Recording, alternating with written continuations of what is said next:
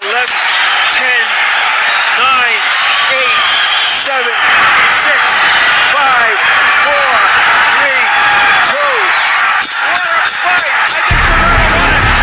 Juan, the Hispanic causing panic, Lascano.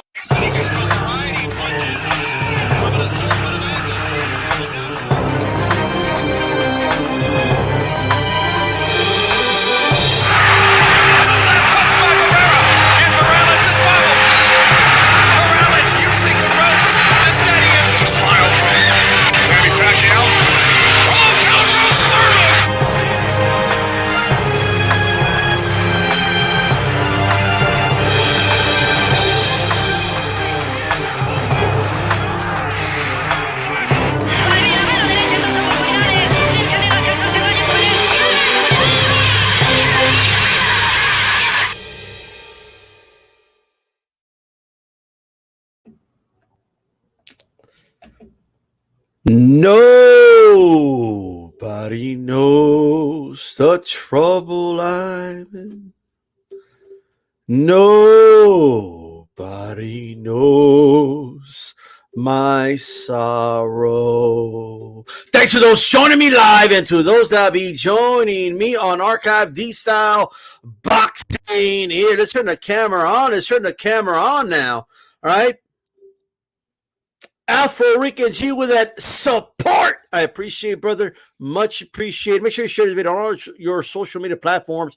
Hashtag 8CP. Hit the like button if you're listening on archive, and especially listening on on all that good stuff. Hey, by the way, subscribe if you like the content, and make sure you hit that bell button. Hit the all. That way you're notified every time D-Style Boxing comes on live. Shout out to Nadim. Thank you very much for being a member, brother. Remy, same to you. Thank you for being part of the D-Style Boxing membership. You guys can join and support for as low as 99 cents a month. Help support Hispanics Causing Panics. Help support the channel and all that good stuff. Shout out to A-Rod Boxeo on here. Nadim says, what's up? 2 dislikes for the D-Style before you started. Glad to see you finally made it. Absolutely. Glad to say I finally made it for sure. No Pa Boxiano saying HCP. Sinister in the building. Says salute style. HCP in the building. Absolutely. Hit my like button, guys. Hit my like button. I'll be joined by Sean O'Hara in a little bit. I see Maestro in chat. If he's available, he can also join, of course. He has access to this, so he could jump on as well. That's going to be Plant. There's this country song by George Strait. It goes something like this, right? It's like, what's going on in your world?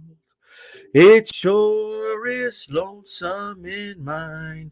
I don't know, man. I think whoever Canelo fights, it's going to be popping, right? I think there's going to be people in the arena. There's going to be excitement. I think it's going to be Bivol, but who knows? I don't know. At this point, I have no idea, but we will see, right? Hey, by the way, I have Sean O'Hara on here. How's it going? How you doing? What's going on, dude? Not much. Just got out of the shower, actually. Oh, there you go. I'm an honest guy. I'm going to be on I got to take a shower. You know what I mean? It's the way it is, right? Yep. But shout out to you, first of all, for those that don't know. Introduce yourself. Tell everybody where they can find your work and all that. I'm Ryan O'Hara from the Ring Magazine. RingTV.com is where you can find me, or you can find me in Colorado doing absolutely nothing. There you go. All right. So make sure you guys do that. Sinister. How's it going, brother? ATP in the building. Absolutely to Maestro. Okay. Check this out. Maybe we should call Demetrius Andre's dad and see what's up, right? Hey, I wouldn't be against that at all, actually. I'm very curious. First of all, was he really going to fight Canelo? He's like, meet me outside, Oh, what was that? I didn't catch that part. No, I was just going to say, like, was he really, you think he was really going to fight Canelo? Like when he was telling him, well, meet me outside. And then, like, remember the competition? What was that? That was Caleb, right? No. When Andrade no. crashed. Sorry, I got mixed up. I was taking my headset off. No, I mean, of course he wants to fight Canelo, but sure. I'll be honest. I had a conversation at the weigh-in before that fight with Demetrius, and I kind of gave him that idea. I talked to him behind the scenes, and I was like, yeah, you should storm the ring. You got to do something to get to generate attention, or storm the press conference. And Demetrius' response was, I may just have to do that. There you go. Okay. So I heard him talk to B-Hop about being a stalker and all this, so. Yeah, that was at Marvin Hagler's funeral, and Hopkins said, Canelo's team, they know you're a threat, and that's why they're responding the way they are. I believe that's the case too. I believe there is a little bit, of concern there, in that camp. I mean, it's not a style that particularly, fits Canelo, and that's a concern. I still think Canelo would beat Andre. I don't think that, 160. I feel like he's kind of like Andre's kind of lost a step, especially in that Keeler fight. He was missing his right hand with glaring regularity. I'd never seen that. Well, in fairness, he was fighting a Keeler. You know what I mean? That's true, but I don't want to make excuses like, oh well, he was fighting a Keeler, but Canelo was fighting a Yildirim and he still blew him out of the water. True, yeah. That's right. And Danny Garcia, Rod Salka, he still sent him to Mars. But just because your opponent isn't exactly on your level doesn't mean you have to fight down to that level. And I feel like a lot of guys, Jose Zepeda gets flack for that too, because you saw in the Branchik fight, when he was pushed to deep waters, all of a sudden he was like, all right, I got to get this guy out of here, and he got him out of there.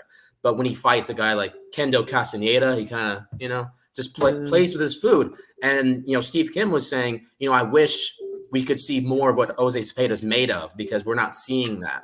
And then when he fought Branchik, recovering from all those knockdowns, we found out, wow, Cepeda's got heart, and we didn't know that before. Well, we saw a lot in the Ramirez fight. There's some people that believe he won that fight. I thought it was close, right? He did not look good in that fight. And, I wasn't told not to say this, but I tried to interview him about a week and a half out of the fight. They didn't want to talk. And that was a little bit weird, because, normally Zepeda and his team, they're willing, to have interviews. And I feel like they were kind of having, issues. Before the Ramirez fight, you said? Oh, no. This was Zepeda and Lundy. I thought you were talking about that. Okay, yeah. He didn't look good in that fight. No, I think they were having issues in that camp, and I hear he had a really pretty bad weight cut too. No, what I'm saying is look at him against Lundy, and then compare that to how we looked against Jose Ramirez. Exactly. A fight that he may have won. I mean, it was really close. Yeah. For a second, I thought you said he didn't look good against Jose Ramirez. Oh, no. I was talking about Lundy. Sorry, I thought you were talking about Lundy. Man, the standard's kind of high here, But he didn't look like Josh Taylor, but I mean, he looked pretty good. Yeah. But yeah, I'm down. I'm down to call, Andrade's dad, just to see what he says. I don't think he has a voicemail box set up, so this might be hit or miss. But let's give it a shot, shall we? Never know. Who knows what I have no idea what he's going to say. Okay. If he answers. I got like 2 numbers from here. Let's give it a shot. Why not? We'll see how it goes, right? Come on, Paul. Answer the phone. Sorry. Acid reflux. I've had it since I was a little kid. Gas can. Yeah, it was a gas can. Hey, what's going on, Paul? Hello? Hey, what's going on? It's Ryan O'Hare with The Ring. What's up? Hold on. Oh, you're good. Who is it? It's Ryan O'Hara with The Ring. We haven't talked in a while. Hi, how you doing? Doing good, man. Just wanted to get an update on Demetrius' next fight. Just curious if anything's being talked about. Nothing. It's all talk and nonsense. Yeah, I was curious, that now that Canelo's, I guess he's not fighting Plant. I was curious if anything was talked about. Maybe Canelo's interested in fighting Andre. Fighting Demetrius. Fight him. Triple G won't fight him. Oh yeah, I know Triple G won't fight your son. I was just curious, what's being floated around, because I know Munguia is probably going to fight Rosado, unless if he does the mandatory route. Number 1, and he won't fight. So it sounds like a whole lot of nothing right now, eh? Yeah. A whole lot of nothing. Canelo won't fight. He just runs his mouth. Have they asked Eddie Hearn about maybe setting up that Canelo fight? September. Maybe ask Eddie Hearn about setting up the Canelo fight. The same network. Canelo won't fight us. You saw what we did at the press conference. Yeah, I was there for it. I had a front row seat. Has he? Because they're trying to find an opponent. Has he asked? Yeah, because they're trying to find an opponent right now. So I was just curious. September 18th. I don't know if they're still going to go through with that date, but maybe they push it back. But maybe push a little harder for the Canelo fight. How much harder do we have to push? I don't know. Maybe get a paddleboard and do what Shannon Briggs did, and bring a ukulele. Yeah, it's not gonna work. That man's down in Mexico. Oh well, man. Well, I just figured I'd check in on you guys and see what's up. Well, that's what's up. We're just waiting to see. All right, man. We'll catch you later. All right. All right, bye, man. So, in other words, a whole lot of nothing at the end, Rick. A whole lot of nothing, ladies and gentlemen. A whole lot of nothing. I mean, look, I think, yeah, there's like a lot of guys that are caught up. Like, even if somebody says, well, what about David Benavidez? He has a fight. You know, like, there's a lot of, in his weight class, and Charlo's only one that just fought Montiel. You would think that's a good fight, right? The unification. Especially after how he looked in the last fight. I don't think moving up in weight is exactly a good idea. Right. And the thing is, Jermell, I think Jermell has always been the better of the two Charlos. Jermell, his best days were at 154.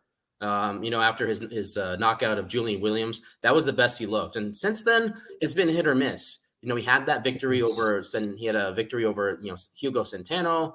He had the victory over Highland, but I forget if Highland got hurt or something. He didn't last very long. I completely forgot what happened in that fight. And he had a decent performance against Derevyanchenko, and then didn't look good against Montiel. It's really hit or miss, to be honest. Like, Jermell is inconsistent, but Jermell I would say is more consistent. I know people thought Castaño won the fight. I thought Castaño edged him, to be honest with you, 7-5, but I wasn't too upset with the draw because Castaño blew the last 3 rounds. And when you do that in a close fight, you shouldn't be surprised if you either lose the fight or you get a draw. So, I mean, well, it's always going to be the judge with the white scorecard. You know what I mean? Because it's still, regardless of, like, I get the fact that it draws. I'm okay with the draw, obviously. I mean, it's that close, but you still get that feeling of like it still wasn't fair. It just gives you that sense. You know what I mean? So those white scorecards are always going to be an issue, and I don't see them going away at all. Absolutely not. And Weisfeld's card, I think it was 114, 113. If I'm not mistaken, that's what his card was. Right. I'm not sure why Castaño lost a point. Maybe he scored a 10-8 round, but Weisfeld is generally the most accurate judge in boxing, and he had it really close. So when people say, "Oh, it was a robbery," I'll tell you what was a robbery. That was Pernell Whitaker, Julio Cesar Chavez Sr. That's a robbery. This was a close fight.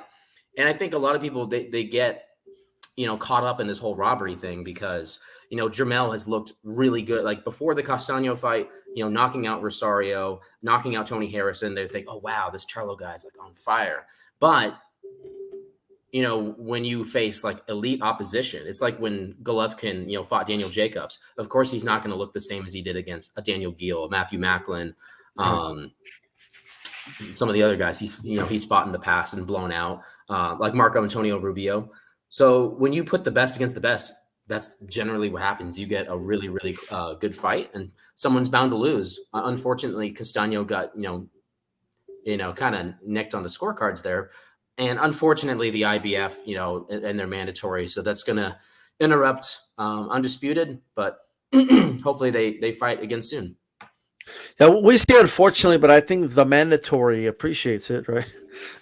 I'm sure. I mean, he's been waiting for a while, and I think they've done, I think they've had like 2 voluntary defenses. So, I mean, it was his time. I'm not necessarily like upset that the mandatory is getting a shot.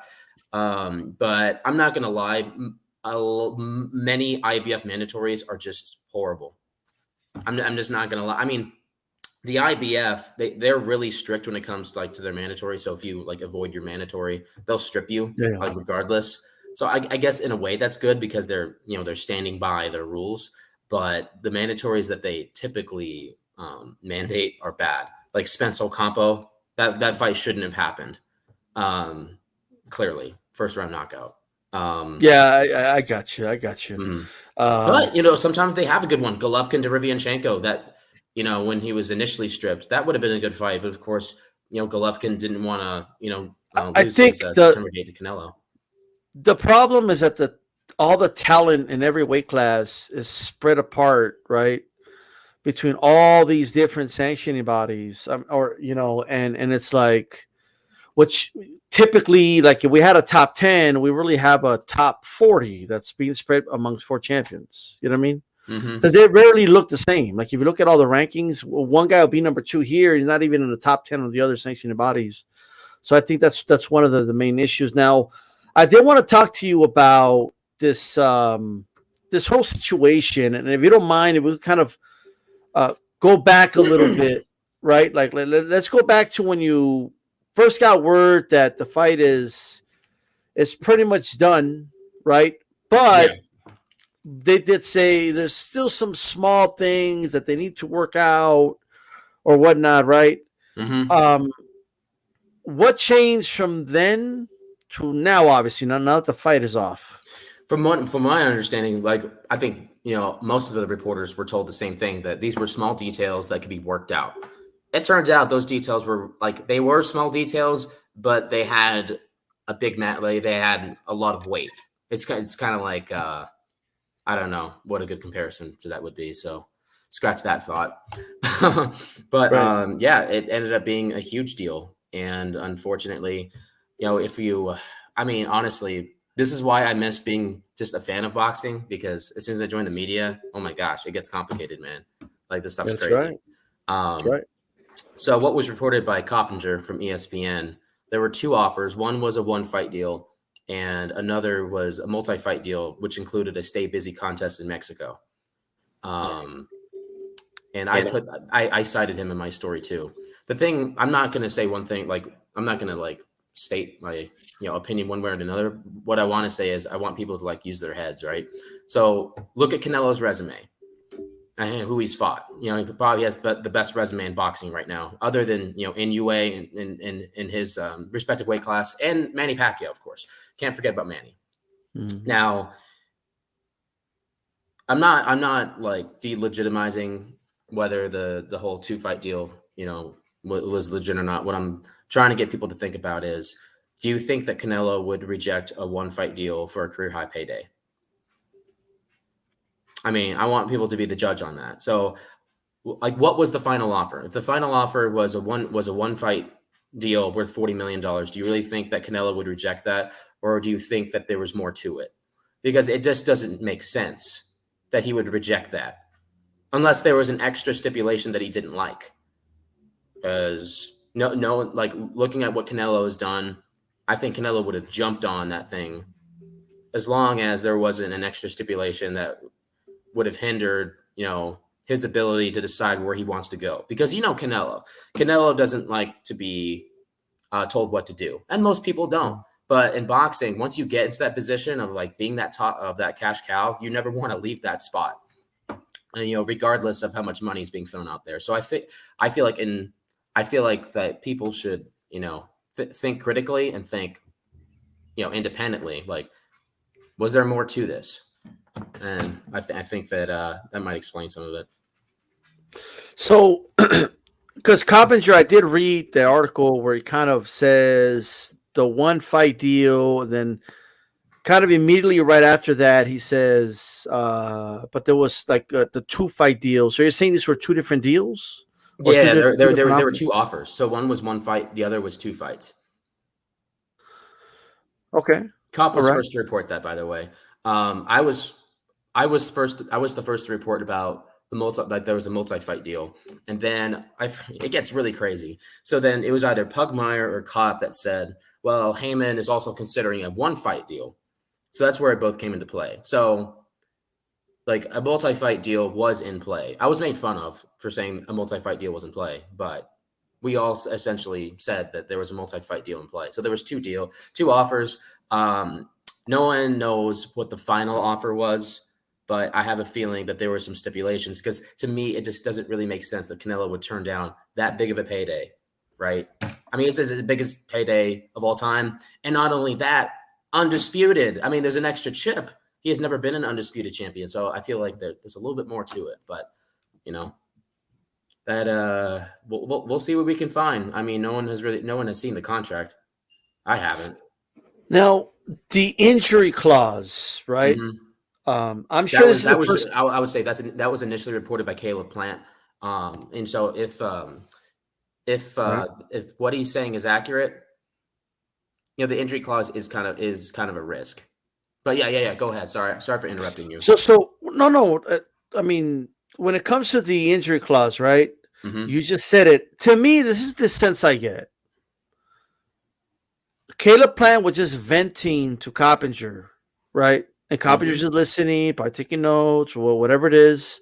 And he's just giving out his grievances, like, "Oh, I've given this guy everything. I gave him the upside, the Hennessy deal, the Mexican broadcasting rights. He's getting everything, right?" And it's just he's Hmm. going on and on. We waited for him to get married. We waited for him to do the golf tournament. We waited for everything. So this sounds like a frustrated dude by what I'm reading, right? I mean, I don't blame him. I mean, Yeah. So yeah. that's the sense I'm getting. And then he goes over these clauses. And by the way, according to Coppinger, he's like, oh, he had grievances about several. So we probably didn't hear all of them. I would like to. Me One, too.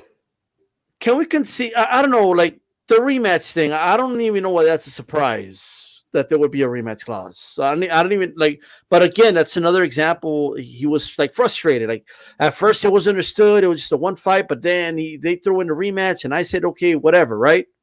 Yeah. So it's a frustrated guy. He's talking. He's frustrated, right? And he's giving out his grievances. He's venting, and then he mentions the injury clause, and he kind of just says it like, "If I get injured, he gets a replacement for the same money. If he gets injured, we have to wait for him." Right? Yeah. I get all like any risk involved. I get all that, but here's what we don't know, and nothing was elaborated on. What are the details of that clause? Does it really mean Canelo's going to make the same exact money? Is the replacement opponent going to make 10 million just like Plant? Is that really a thing, or are they going to make less money? You know what I mean? Like, there's so many details we don't understand and we don't know. You know what I mean? That's something I'm going to do today. I'm going to reach out to you guys and just try to get some as much information as I can on the injury clause. I also think that a part of all this, like hyperbole being thrown around, is due to Caleb Plant's lack of, I wouldn't say lack of like experience in fighting. I would say Yeah. it's his lack of experience being involved in a huge negotiation, a huge fight. So, like, obviously, Canelo is the A side. So naturally, the A side is going to throw everything they got, right, to give them more leverage. And Canelo, being the biggest star in boxing, he's using his leverage. And I don't think Caleb Plant's used to that because he hasn't fought anybody at the level of Canelo. He's fought a Mike Lee, an Jose Uzcategui. When you throw in Canelo Alvarez, it is a whole different ballgame. Like, we're not even talking even close to the boxing part. We're talking about the business side. So that throws in a whole lot of curveballs, and I feel like that's frustrating him. Like being the B side frustrates him a lot. I would like to. I'm going to contact, like I said, I'm going to contact some people today and get some more information about the injury clause if I can. But if the other thing that hit me is that Canelo's team didn't exactly deny anything that Caleb Plant was saying. It's either they don't have anything, they can't deny it because it's true, or they're kind of like messing with him, getting in his head, psychological warfare. Let him vent. Let him say something that he really doesn't want to say. That's might even upset Canelo. He's like, all right, now you've officially crossed the line. Now I really want to get you. So, and that could naturally build a fight. Also, cross promotional negotiations are typically complicated. This isn't the first time that a cross promotional negotiation has gone awry or has run into some difficulty. If we recall, back in 2019, we were really close to the I guess back then it was Wilder Fury. Now it's Fury Right? Wilder. But what the Wilder Fury rematch was really close to being signed. And all of a sudden, Tyson Fury signed to Top Rank. The first thing we said was, well, this rematch isn't going to happen now for the summer. And, both guys ended up taking fights. Fury fought Tom Schwartz. He fought Otto Wallin. And then the rematch happened. And of course, Wilder, I think he got one fight in. He fought Luis Ortiz in the rematch, knocked him out. That was November of 2019. And then they fought in February. Of course, Fury ended up winning that fight. So The this Brazil isn't fight, no? Wasn't the Brazil fight? a Brazil fight. Oh yeah, that was Yeah. Brazil in May. Thanks. Yeah, I forgot about that one. And then Luis Ortiz. And so yeah, I'm not actually surprised that this sort of thing's happening. And anything could happen. You know what? They could come back to the drawing table and come up with sign for September 18th still. Even though Eddie Hearn said it's not on the table, you have to realize Canelo's the biggest star. If there's anyone right now who can sign an opponent like a month before the fight and promote it, it's Canelo. I mean, if we're talking about I don't know. Let's think. Erickson Lubin, if he signed a fight, a month away, to promote a fight, that's I don't think that would be enough time. But for Canelo, that's perfect. With his superstardom. Canelo could do a fight on the Zone, and I think even if it's short, like the Zone needs to retain subscribers as well, not just gain subscribers. So having a Canelo fight's going to help him, retain people. Hey, what's going on, Maestro? How's it going, brother? I'm all good, man. I'm listening to Mr. O'Hara. Catching some new tidbits. Believe it or not, I once upon a time taught kindergarten, if you can believe that. 6'4", 235 kindergarten teacher, and I had to go back to teaching kindergarten today. Apparently, we had word of the day. Today's word was guarantee. Apparently, there are people that don't know what the word guarantee means. So after that, we had our snack time. Snacking on these, put the kids to bed, little nap time. They got to lie down a little bit, and now we're back for the evening session with DStyleBoxing. So DStyle, I'm happy to be here, bro. Absolutely. If anybody wants to call in, the number is scrolling right there in the bottom. You can give us your thoughts. Okay, so it's right there, and of course there you go. Hey, here's like my thing though, right? Even in his rant, now Caleb Plant said he wants the same amount of money, but he never specified it's the $40 million. It's just some things I caught, and maybe I'm reading too much into him, but Coppinger's using language like he was going to make upwards of 40 million, right? I would imagine like 40 million plus endorsements. Every fight isn't, because I forget exactly how much Floyd Mayweather was supposed to make for Pacquiao. I know he ended up getting upwards of $500 million, I believe. I think Pacquiao got 180, but you got to think of the watch endorsements, the sponsorships, all that stuff. I have no insight into what sponsors are involved, but I'd imagine that both fighters are getting some sort of benefit from that. Well, Ryan, here's something that I had said earlier on today, because it's oftentimes reported. We got A-Rod, who we'll let you in a second. Oh, this is Canelo's biggest payday ever. 40 million. But I mean, he was reported to make 35 million on his DAZN deal. And let's say we conservatively estimate that he would get 20 to 25 million to fight a Bivol on DAZN, right? I think that's a reasonable assumption that it would be in that kind of a neighborhood, right? Well, part of the 35 he was getting initially was going to Golden Boy, number one. Golden Boy, as the promoter, was in charge of the sponsorships, was in charge of the ticketing, right? And now that Canelo's doing his own thing with DAZN, he's cut out the middleman in Golden Boy, and now he's bringing his own sponsorships to the table. Hennessy being one of them. All right. He also gets to control the television rights not overseas. Mexico's not overseas, but Mexican television rights. Right. So, we don't exactly know how much more Canelo could potentially be making on DAZN. And what's interesting to me in this whole equation is that the concept of guarantee doesn't seem to be understood. Canelo fights Billy Joe Saunders. He's guaranteed by DAZN to fight. Billy Joe Saunders wants to back out because he doesn't get a 24 by 24 foot ring. Okay, well, they're like, you know what? If you don't fight, we're going to fly in John Ryder to be the appointment. To me, that is a guarantee. Canelo, I'm telling you, you're going to fight. My guarantee is that if Billy Joe backs out, well, we got another opponent. That's literally what a guarantee is. Now, he goes over to DAZN, I'm sorry, but if he's being offered 40 million, and if Caleb Plant has a rib injury, gets a cut, messes up his hands, catches COVID, Well, it's not a guarantee if the fight doesn't happen. If you're telling Canelo, well, you have a guaranteed 40 million, but Caleb Plant has to turn up fit, healthy, cutless, and COVID-free to fight, well, I don't understand how that's a guarantee. Yeah, and it's a risk from either side, to be honest with you, because I'm thinking that, you know, if Plant gets hurt, I don't think Heyman would be willing to pay Canelo 40 million to fight Anthony Jarrell, for instance. But you're right. You know, the DAZN guarantee would, you know, actually be better. And I wouldn't be surprised if DAZN right now is working behind the scenes to secure a new deal with Canelo because their 2-fight deal expired. And, you know, perhaps, you know, Canelo can actually get that 40 million guarantee with DAZN rather than having to cross promote and, you know, help another promoter that he doesn't necessarily want to help. Because I think that Canelo and Eddie Hearn, you know, have a good relationship. Absolutely. I've always what I'm interested in. Everyone is just assuming, just because Plant said in a vent fest, because he was venting, he was a frustrated guy venting to Coppinger, right? Coppinger's just right now with what Plant said, right?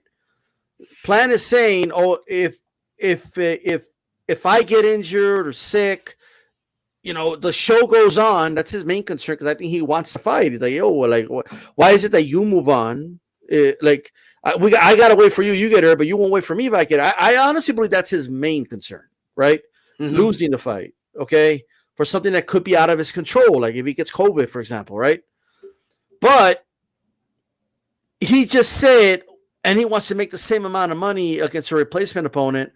But like, no one even knows if that's true, though. Like, no one even knows if it could be like nobody knows. Like, nobody knows if, for example, was that something that was first said by the Canelo side, and then did PBC make a counter to that? Did PBC say, "Well, we could guarantee you 20 million at the low end if it's somebody else"? Like none of that is elaborated, because I would think there would be a counter, and there's like, this is just a fighter venting to a reporter. This is not a review of the contract. No. You know what I mean? And 40 million is the start of the negotiation. Well, who's to say that they can't counter with 15, and then he counters with 30, and then they counter with 20, and they settle on 25? I mean, we've all been in negotiations for various things. You know, I've bought things, motorcycles, cars, houses, well, actually apartments. There's always a negotiation. You know what I mean? But let's let A-Rod in. A-Rod's here on hold. A-Rod, what's good, family? Hi, A-Rod. A-Rod, you're on live. A-Rod, you're Vivo on the show. Oh, by the way, Demetrius Andre's dad is calling me again. Okay. Yeah, that's true. I heard A-Rod there. I can hear. Go to mute him for now. Let's see what he says. Yeah. Well, if you want to put out, we're willing to fight Canelo. You can throw that out. You know, that's what I was saying. All right, there we go. Well, thanks, man. Okay. You know, spin it any way you want. Yeah, shit. I mean, we did everything else to fight him. And add in Jaime Munguia. Why won't Jaime Munguia, who's been our number one, why is he still waiting for he's waiting for a vacant title? Yeah, it's true, man. Waiting for us to go up to 68 or something like that, you know? Oh. Two other people, I talked to the other guy, he goes, why don't you go up to 68? What about this? Like, what about Caleb Plant? Were they willing to fight Caleb Plant? All right. Well, I mean, are you guys willing to fight Caleb Plant too? I mean, just in case. Hey, what are you gonna rabbit next door to you? Why are we gonna fight Caleb Plant? He's a good friend of ours and everything else. Okay, we want top dogs. And I'm Caleb Plant's a great fighter and everything else. We're old friends. All right. No worries, man. Well, thanks for calling back, and I'll get that out for you. Caleb, I used to have them all on camps together and everything. Oh, I didn't realize you guys were friends. Oh yeah, he used to stay in our apartment in Atlanta. I used to bring him up all the time for sparring and everything else. You know, the difference is, I mean, we sparred together, we trained together, and everything else. But you know, he's not necessary because we wanted Triple G. I mean, Caleb G is a great fighter, no disrespect to him. But does he think Canelo doesn't want to fight? Is he playing hardball because of that? Or? Three that we got our eyes on. Yeah. And Jaime Munguia, what's his problem? Guess we'll see, man. Well, thanks for catching up with me. I'll call you on later today. Yeah, Jaime McGee has been on number 1 for a year now since he moved to middleweight. Yep. And they said in his Twitter, though, he's not ready for a title fight. What does it matter? You were 54 title and titleist. You had the 54 belt. You moved up to middleweight. You're mandatory. Take it. All right, sounds good, man. I'll call you later today. Have a good day, man. Bye. All right, let's put it Rod, All right, so they're willing to replace. They're willing to step in to face Canelo. So there's that. That's interesting. So you wouldn't like. Here's the thing, though, right? If you do fight Plant and you beat Plant, you become IBF champion, and the Canelo fight's right there, right? Yeah, undisputed. But you're friends, so you're not gonna do it. Okay, I mean, hey, to each their own. But I mean that was the talk behind Crawford Porter at first was like, oh, we're friends, we don't want to fight. That was said a while back. So, but A-Rod, are you there now? Yeah. Okay. What's up, A-Rod? Just stepped off of the phone for a sec. You're not on steroids, are you? Salute to you guys, man. I just had a question, and DStyle covered a little bit of it.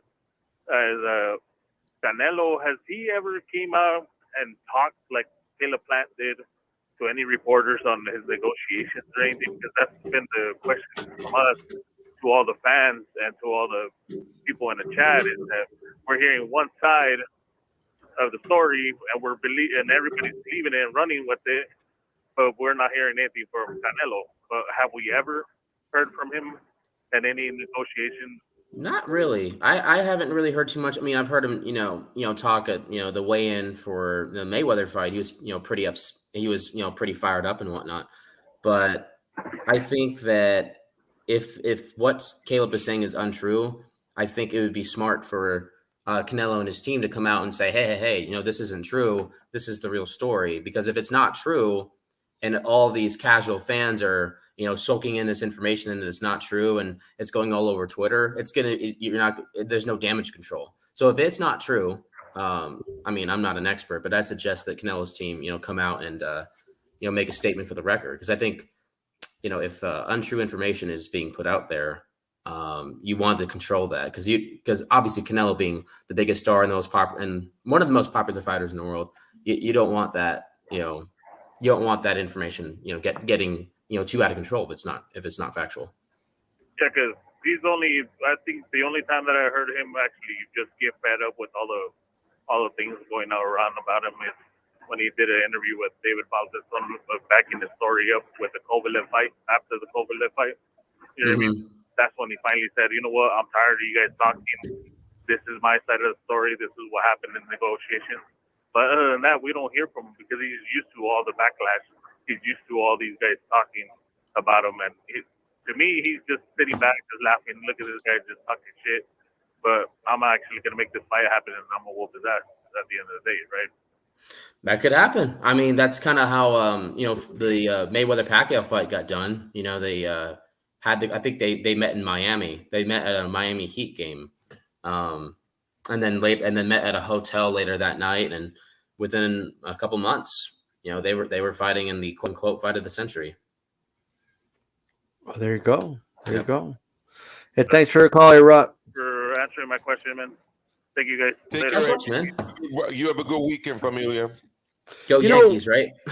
Just kidding. I guess what we're seeing a lot here is the following, right? Not so much about Plant, although he's kind of included in all this. It's almost like I look at my Twitter timeline, and people are living like in different worlds. Like, it's unbelievable to me. So let me give you an example, right? Mm-hmm. If I go down my Twitter, watch Canelo's going to fight old, washed up Triple G. It's going to be a cherry pick. Everybody knows Triple G's washed up. Boom, boom, right? But then if I keep scrolling, oh, Canelo, he's not even saying anything about Triple G. He's avoiding the name Triple G. He doesn't want that work again because he knows he lost the first 2 fights. And so he's going to try to fight somebody else. He's staying away from Triple G, right? I see some people saying Bivol. Bivol's a great fight. I mean, yeah. I don't know. I don't really think he wants that work, Canelo. You know what I mean? I don't think he's going to fight Bivol. And then I see other people saying, Bivol, I mean, come on, man. Bivol's a Euro bum. He's no good. Bivol, that guy's not good, right? Better Beef. Oh, he's not going to fight Better Beef. That guy's too big and strong, right? Then other people say, come on, man, that's a cherry pick. He's Well, the tailor thing made is, for Canelo. Like social I'm just media, you saying, have to take it with like, a grain of salt. You have to take but no everything on matter social who media with a he, grain of salt. well, here's the thing though, no matter who he fights, he's going to be accused of ducking. He's going to be accused of avoiding, because different fan bases, right, are spread out. But what all these fan bases don't get is this: like, why don't these other fighters fight each other then? Well, why is everybody just waiting around for Canelo? Mm-hmm. You know, like Got, I don't we know. got I just D-Style. what's that? We got it. We got another caller. Let's get him on. Yeah. Yep. Area code Well, 781. You're on live. what's up, Hey, 781? Maestro, what's going on, brother? How you doing? This is Joe Habib. Joe Habib. Hey, Joe, what's up, man? Hey, what's going on? So I just want to say one thing about the word guarantee. Is there any such thing as a guaranteed fight in boxing? No, there is not, because an injury could happen. Someone could pull out. Someone could fail a drug test. But there is such thing as a guaranteed purse. I see what you did there. Now the whole thing with the John Ryder situation, in my honest opinion, I think it was a publicity stunt. Because first of all, Billy Joe Saunders was going to go through with that fight, because if he didn't, he would have been sued out the ass. And number two, did DAZN approve John Ryder? Did Matchroom already have a contract drawn up for John Ryder? Is it in Canelo's contract that every time he fights on DAZN, if someone pulls out, that they're going to provide a backup opponent for him?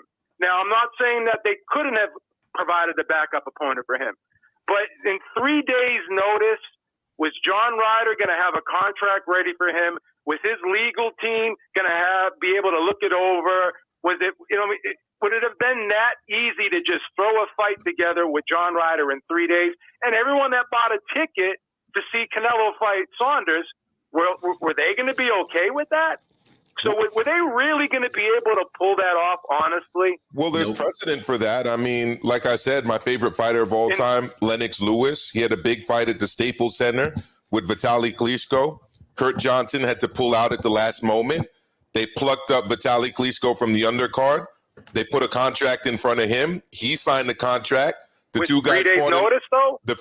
I remember it being the week of the fight. I mean, I was a lot younger. My memory's not, it's 20 years ago, but it was like 20 years ago. But I remember it being a last minute thing. Vitaly signed the contract. They put Vitaly in the main event, and Vitaly actually kind of resurrected his career and kind of got rid of the tag of him being a quitter, which people had accused him of after the Chris Bird, where he kind of tore his rotator cuff, I believe. But are you 100% sure that there was a contract ready with John Ryder's name on it to fight with 3 days notice? Can you confirm that? I am not 100% sure. Okay. Can I ask you another question? Can you confirm that every time Canelo fights on DAZN, it's in his contract that if someone pulls out or gets sick, that they have to provide a replacement opponent? Is that in his contract? I don't know his contract. I haven't seen his contract. I just know what was reported about the John Ryder situation when it went down. But that would have been cool. Like, they would have just been able to put that together in 3 days, and no one would have had it. And DAZN was already like, did DAZN confirm that they were going to broadcast that fight? All we heard was just rumors about that. Like, no one really confirmed that if Saunders pulls out, which Saunders really couldn't pull out. He could, but he would have been sued out the ass. So I guess what I'm saying is, I don't believe that DAZN can guarantee Canelo every time he fights a replacement opponent, because who's the replacement opponent if Bivol was to pull out? Who's going to be the replacement opponent? I just think when you made that statement, and I'm not trying to be disrespectful at all to you. I'm trying to talk to you in a respectful way. That's fine. You made a statement that was a very vague statement. Like you said that if Canelo fights on DAZN, they can always provide him with a replacement opponent.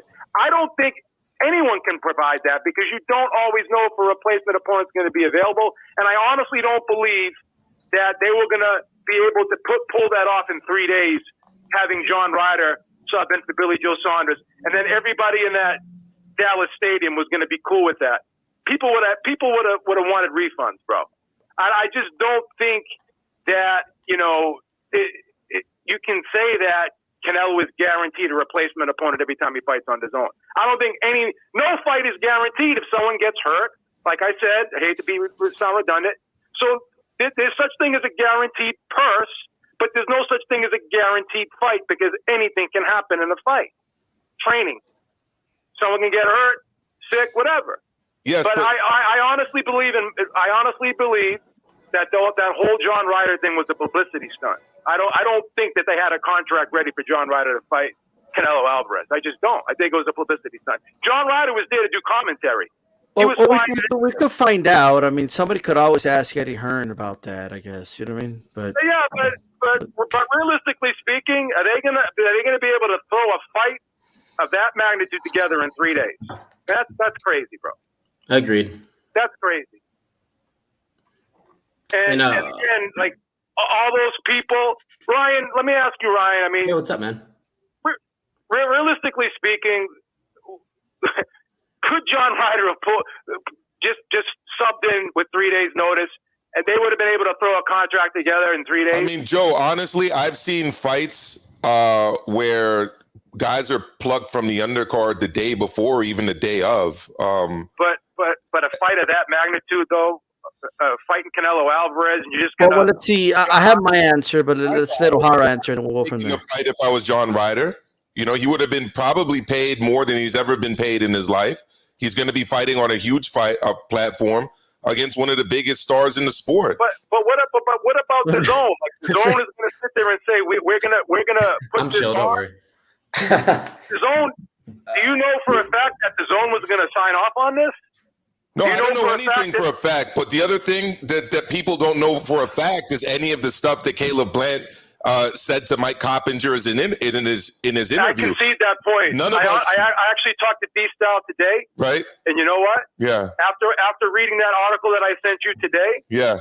About the 2-fight thing. Yeah. I don't know whose fault it is. I don't think I have enough information. And DStyle, we had a very good conversation today, and he made some very good points. Mm-hmm. We honestly don't know the whole story. We don't know whose fault it is. We really don't, because we keep getting conflicting information all the time. I guess my point is this: I don't believe the zone can guarantee Canelo a replacement opponent every time he has a fight on the zone. That's my argument. I don't think any broadcaster can do that. And like I said, in my opinion, I don't think John Ryder was ever a realistic replacement. They would have had to postpone the fight. If for whatever reason, let me just read this. Sonteo Media put this out. Jose Ramirez preferred to reject his 24-hour replacement after his opponent fainted at the weigh-in. He said he didn't want to perform against that level of fighter. He fought a couple months later. So now, although he declined that opponent, he was offered an opponent 24 hours before the fight. Yeah. So okay, it's not out of the realm of possibility that maybe. It's not impossible. It's not impossible, but in my opinion, it was highly unlikely that the zone was going to approve that fight. Sorry, it's highly unlikely that all those people in that stadium were going to say, oh, Billy Joe Saunders, oh, he's not fighting? Oh, okay, I don't want my money. Like, they would have never been able to pull that off. Come on, let's be honest. DStyle, let me ask you something. Are you talking about the Adrian Granados reports? No. Is that what you mentioned? Yeah, Adrian Granados was offered a replacement opponent. It was just about that's the most recent example of a fighter being offered a last-minute replacement opponent. And Joe, that was on DAZN. It was on DAZN. I'm not saying it's impossible. I'm telling you, in my opinion, in the situation that you're talking about, it was highly unlikely the main event, Canelo Alvarez versus Billy Joe Saunders, that the zone was going to sign off on that and be okay with it. And it's highly unlikely that everyone that bought a ticket at that stadium was going to be cool with that. We're just really quick. So, like in the UFC, the welterweight champion, but it's not guaranteed, and it wouldn't. Masvidal winning last minute to fight. You know what I mean? And they still sold the pay-per-view and everything. Like, people at that point would have the option if they want to subscribe to the zone. Like, okay, John Ryder, what? I'm not going to subscribe to the zone. Like, you know what I mean? Like, I just, as far as the ticket sales, I mean, look, I don't know. I haven't looked at the Ticketmaster or whatever, but I'm pretty sure there's going to be a disclosure. They're saying card subject to change. I'm pretty sure it's going to say that. The other thing too, Joe, that we also saw recently with Tim Tszyu in Australia, like his, Michael Zarafa pulled out, right, and they had to find a last minute replacement, and they brought a guy up from two weight classes below. I'm not saying it's impossible.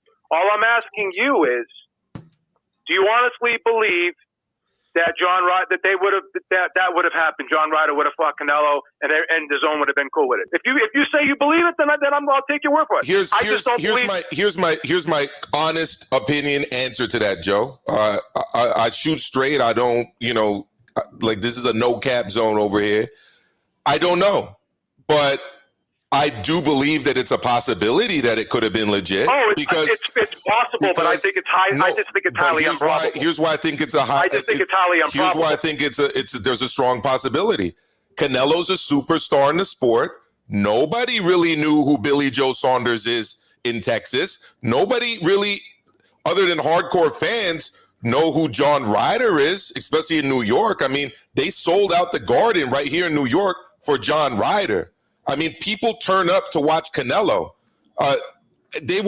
People would have turned up to watch Canelo fight John Ryder, especially considering it was coming off the pandemic when there weren't live fights. Everybody was excited about this big stadium fight.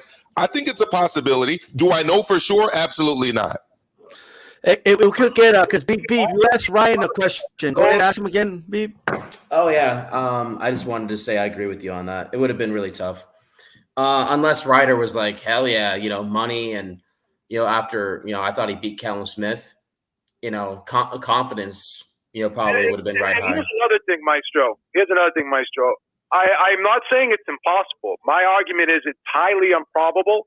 And my other argument is I don't think you can say that every time Canelo fights on DAZN that he's guaranteed a replacement opponent. Well, what about this, Joe? I mean, Nopal in the chat is bringing up a good point as well. I mean, for superstars, they make considerations. They brought in Andy Ruiz to face Joshua. They were scrambling around for that. They didn't want to cancel that fight again right here in New York.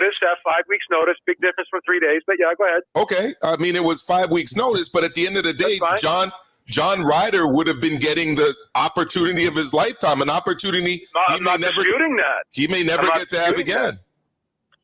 But I would have to say, in my own honest opinion, using logic, right? I don't think that fight would have. I think if Billy Joe Saunders did pull out, I don't think they would have put that fight on. I think they would have postponed it. They could have. They know what they could have done. In my opinion, what they would have done. They could have put that fight on, but they would have refunded everybody their money who bought tickets, and then they would have postponed it for another date. You can't just tell someone 3 days notice. Can I ask you a question, Joe? Sure. And this Joe will be from Ringside Reporter, everybody. And I'm glad that the example of Joshua was brought. I'm glad that came up because I never thought about this. Okay, he was going to be fighting Big Baby Miller, right? And he was given a guarantee of how much he's going to make for that fight. They got him a replacement. Now, I don't know this for a fact, but I'm going to guess that it was paid the same to show up to the Garden to fight Andy Ruiz as he was for Big Baby Miller. I will bet anybody right now that he made the same amount. Now we're stuck on the days and weeks. Yeah. Like, got a great one right now, D-Style. We could all agree that it's less likely to find a replacement the closer you are to the fight than the further you are to the fight. I don't think that's debatable, so I don't want to get caught up with that. But I think there's a strong case for Canelo to say that if there's reasonable time, because first of all, we don't even know what it says in the contract. It could have a term like reasonable, if there's reasonable time to get an opponent, whatever it is, right? That I still want my guarantee. Well, right? there's also precedent for it too. I'm just throwing that out there. Like I know I'm cutting you off, but I'm itching to make this point. Go ahead. That was the second time there was a replacement for AJ. Don't forget that he was supposed to fight Pulev once at a huge stadium fight in Cardiff. Who replaced him on very short notice? I believe it was like a week and maybe a week and a little bit. This just came to mind. Carlos Takam. Carlos Takam, who I consider to be essentially on the level of a John Ryder in terms of his kind of level within his division. He saw an opportunity. They offered it to him. It was very short notice. He stepped in to replace Kubrat Pulev in a huge fight in the Cardiff Millennium Stadium, right?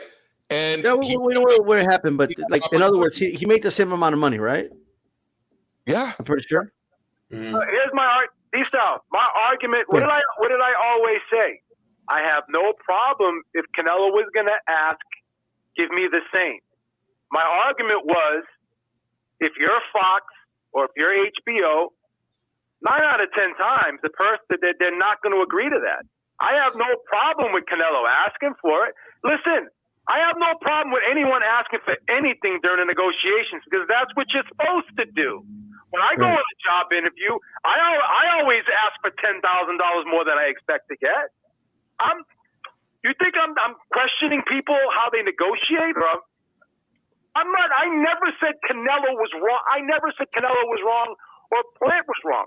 All I'm saying is you can't call either one of them a duck because what did I say from the beginning? I'm not using the word duck myself. You said those things. Like when I've been going at people, I haven't been going at you. I've been going. No, I'm not going at you either. Can I be honest with you? Yeah. I love you, brother. But the one thing that you said. They're like siblings over here. I love you to death. You're a fucking awesome dude. And I would never disrespect you. Right back at you. I thought when you said that Canelo, I think Canelo does have a great situation over at the zone. Yeah. And there is a likelihood that in certain situations they can provide him with a replacement opponent. But what I'm telling you is, I don't think you can make a statement like every time Canelo fights. I'm not going to say you use the word every time. Yeah. I think you insinuated that anytime Canelo fights on the zone, automatically he's going to get a replacement opponent if someone pulls out. Sometimes circumstances will not permit that to happen. Like, for instance, if Bivol gets sick, in my opinion, I don't think that there'll be a replacement opponent because there's really no one else out there, right? I think they will postpone it.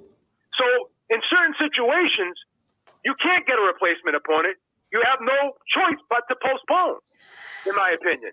That's all I'm saying. And I think last night, I think you made great points. But the one thing that kind of stuck out to me is you said that, if he fights on DAZN, he's guaranteed to get a replacement opponent.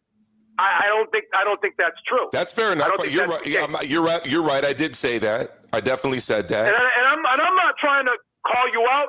I'm not trying to put you on the spot. I just think that was a very misleading statement. That's all. Well, I mean, you made your case, right? I think you've done a really good job at making your case as to the whole replacement debate. And I respect it. No, I respect it too, But that's all I wanted to say, man. And like I said, I don't try to change people's minds. I just like to give an opposing view or an alternative view. And I never use the words never, always, or impossible. I use the words like my opinion. I think it's improbable, but it's not impossible. In my honest opinion, I just don't think they would have been able to put that Ryder fight together in 3 days. Everyone was going to be happy with it. That's just I think we all need to know the details of what's on before everyone starts having these debates and going at it with each other. We all need to know the details of it outside of what Plant just said offhand. Frustration talking to Coppinger. This is in the lawyer's hands right now. This is in the broadcaster's hands right now, and this is in the promoter's hands right now. And I commend Eddie Hearn because he stepped aside from it. He wasn't even involved in it, and he didn't want to say anything because he didn't want to screw up the situation. So, but I got to run, guys. Thank you so much. Like I said, Maestro, I love you to death. I love you, D-Style. Ryan, I love you too, man. I remember editing your articles on the Boxing Post. I love you, man. I'm so happy. Me too, man. Thank you. But I'll talk to you guys later, man. I was horrible back then. I'll but be I'm in better now. touch soon, fam. You have So, a so good- what's up? Did Zurdo respond? Did he respond or? Let's see. I did text him. I haven't gotten a response yet, but the message did get delivered. So Yeah, like I just have a feeling like there's clauses in the contract. Like, let's say there is. Like, let's just assume that there is an injury clause. I just think there's like clauses in there that we don't know about yet. Like, it's too. I think like both of these guys want to fight, but Yeah. the risk, like if anything were to happen, it would complicate things severely. And I feel like that risk, because people are. I mean, it's crazy. You got people who are fully vaccinated getting COVID, and I feel like Canelo's lawyers are like, dude, I know you want to fight this guy, but look at the risk. If this happens, you lose this much money. You're going to lose this amount of money. If this happens, and Canelo's probably like, you're probably right. So let's come up with. I think that's all I know is this: like, we don't know what like Plant is claiming one thing. We don't know what the rebuttal to it was. If there was a counter offer, if it was declined, if they sent another offer back. We don't know. Like, everyone's just talking. And nobody knows. Like, we have people in the chat right now. It's Canelo's fault. That's it. No matter what. Like, well, what do you mean? Like, you guys don't even have all the facts, and you're just throwing blame out here. Yeah, because from what I understand, Plant signed his side of the agreement, and Canelo couldn't come, to terms, and that's not necessarily his fault either. Because if you look at it, ouch, just hit my table, but if you're looking at it from Doesn't Canelo's Plant perspective, need to agree? Like, if that's a clause, he needs to agree to it, right? yeah. But And he's assigned to it, right? It takes two to tango. You gotta have So how many times does Plant have to sign his side of the agreement if they're still negotiating? I think it was like there was the original agreement or something like that. Ryan, are you sub to Maestro A Boxing on YouTube? I definitely am not, and I'm honest about that. Well, if you sub right now, you'll be my 900 sub, bro. Let's do it before someone else beats me to it. So that's right. But you're not going to be able to win the tequila bottle. It's only for the 1,000th one. I don't even drink. So we're not doing that, DStyle. We're doing random draw. All right, I win 900. He said the 1,000th gets a tequila bottle. People started unsubbing. Like, I'll be back when you reach 1,000. You know what I mean? I'll be back at $9.99. By the way, those that are not subscribed to Maestro A here on YouTube, go ahead and go do that. Man, this whole situation. So you say you're going to make some calls. I just think we need the details of this clause. Like, we need the details. Absolutely. That's all I'm saying. Another thing, like I was trying to say earlier, before Joe called, take anything that fans say. I love the boxing fans, but you got to take anything they say with a grain of salt. There was someone yesterday. He was like, there's no way the Bivol fight can happen because Bivol's like twice his size and is like 4 weight classes ahead of him. I'm like, what the hell are you talking about? And so someone responded jokingly and put, that's right, dude. And he posted a picture of Nikolai Valiev. Like, he really is twice his height. I'm just dying, man. Well, there you go. Yeah, I mean, plus Bivol, he only walks at 170. He only walks at 170, fights at 175. It's kind of like Pacquiao. I loved how there was people saying like, Bivol's too big, but Bivol himself said I could make it. He can. I can make the weight because he walks at 170. He doesn't have much weight to lose at all. And is that something he said or like? I've heard him say that in the past, if I'm not mistaken. He's not a very big light heavyweight, but I mean, Mayweather claimed that he walked at 143 and he needed an IV and shit. So I don't know. Well, I mean, De La Hoya needed an IV after the Pacquiao fight. Know that. I bet. No, he did. I think that was what Freddie Roach said. He said that after the fight, he saw IV marks in one of De La Hoya's arms. Which no. Actually, I think he said he saw the IV marks. I don't remember if he said at the weigh-in or if he said when they were standing face to face. Because the reason I remember that is he did say. Then I told Manny jump on him. Right. So he would have to tell him before the fight to jump on. He's not going to tell him go beat him up after the fight. No, I think it was after because I think what was said is that De La Hoya was so dehydrated he had to be rehydrated surgically as a last resort. Like he was that drained coming into the fight, from what I understand. Who has more to lose from this fight not happening, in your opinion, Ryan?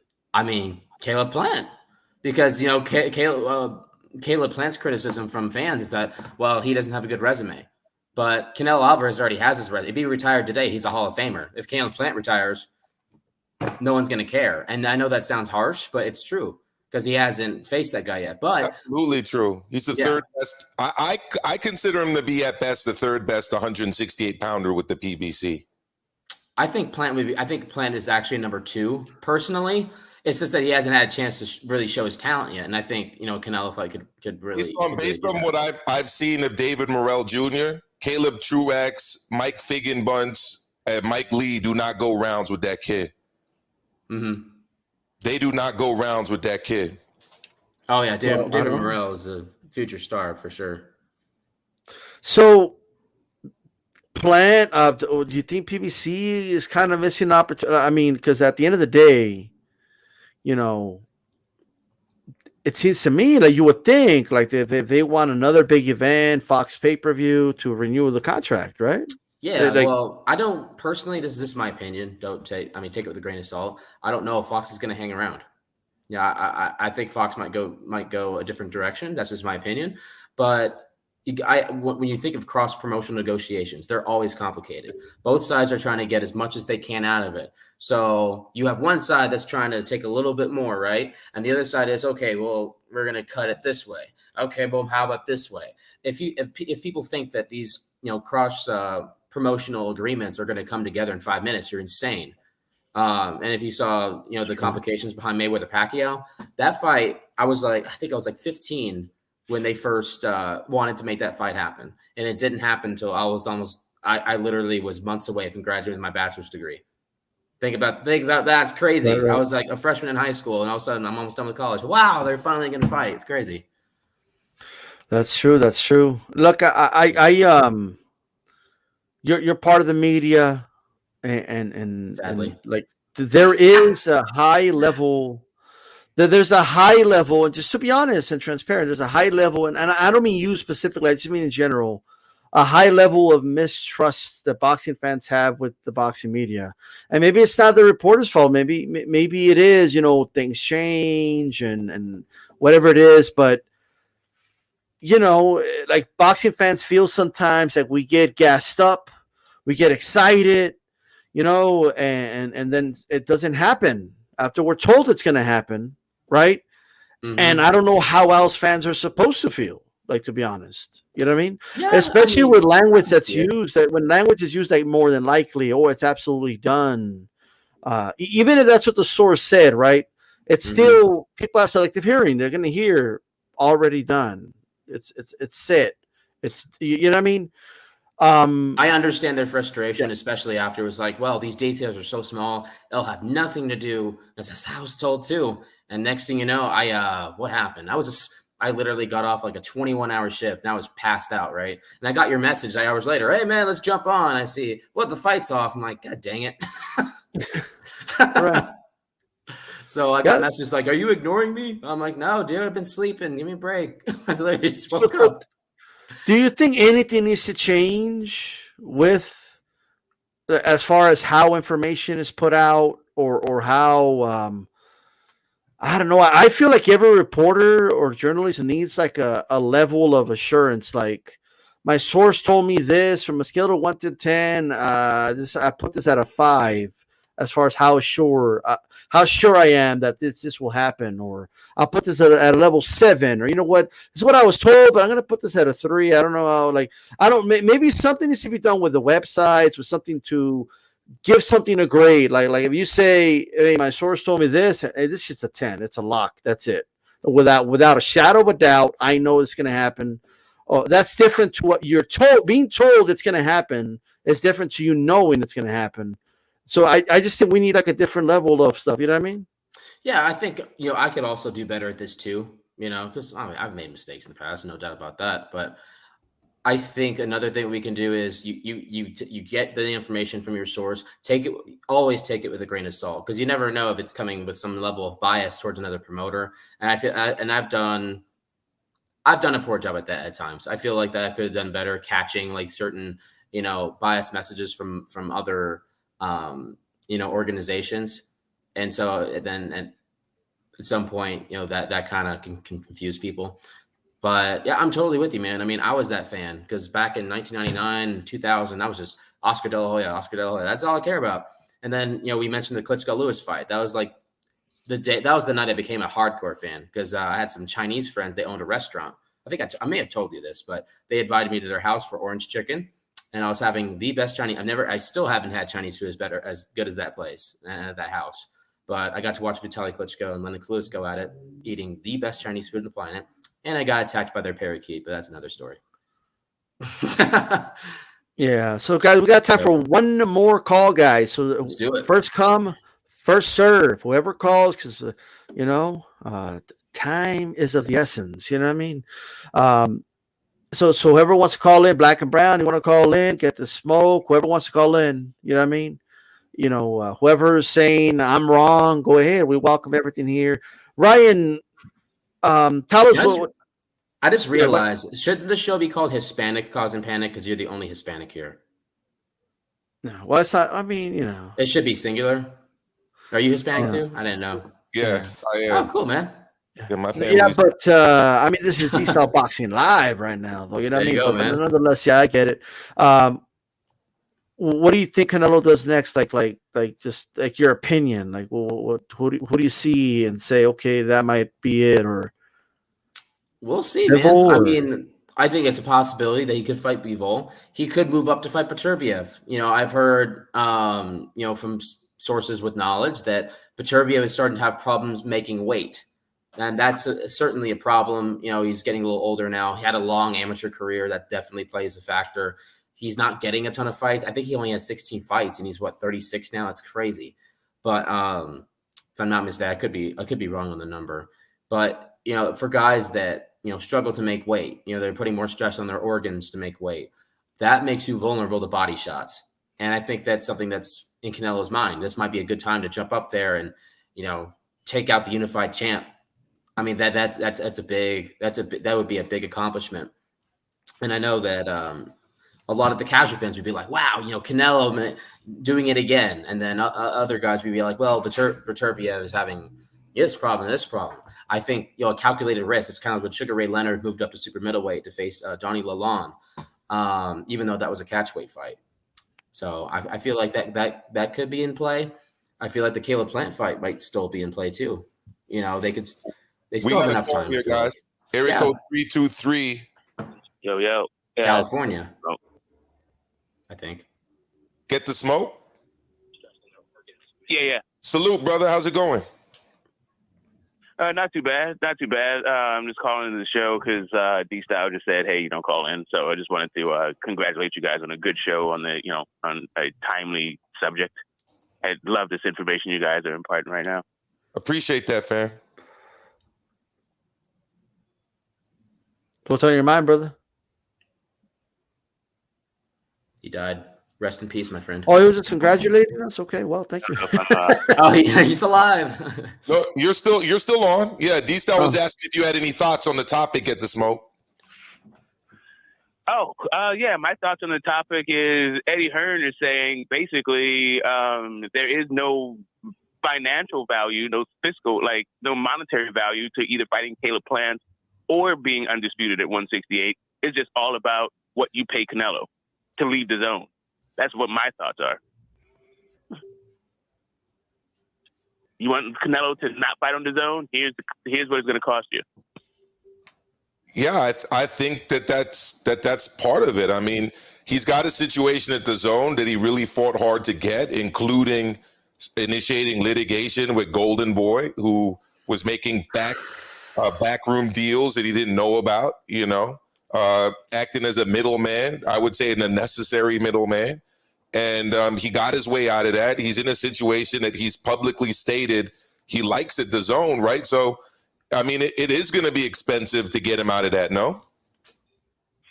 I mean, sure, but is that a Canelo thing, or is this like another one of those, the promotional company making decisions for the fighter that the fighter doesn't want being made? Because we've already had Canelo say he was going to be undisputed at 160, and a promotional company apparently mucked that one up too. So now we have this latest example of, hey, it's supposed to be undisputed, and it's a contractual clause, it doesn't really seem like it's the way that Canelo moves or what Canelo's interests are. Outside of money, right? What his financial interests definitely being looked after, and I think it's a smart thing to do. Yeah, but you're thinking more in terms of legacy, is what I'm understanding, right? And undisputed. I'm thinking it's more like what Canelo is putting out to us. Like it seems like Canelo is saying one thing, and whoever it is he chooses to be, in partnership and business with, are having different concerns. Canelo says he wants to be undisputed 160, but the paperwork doesn't get filed. Okay, well that's interesting. Okay, so now he wants to be undisputed 168, but there's like some sort of clause about a replacement fighter. Okay, that's interesting. That doesn't seem like it's about the fighters at this point. It seems like it's about the suits and what they think Canelo should be doing or should be getting, and maybe it's not really about the legacy. I'm very interested to see what Canelo has to say about this particular development. So you're talking about Eddie Reynoso then, because that's Canelo's manager.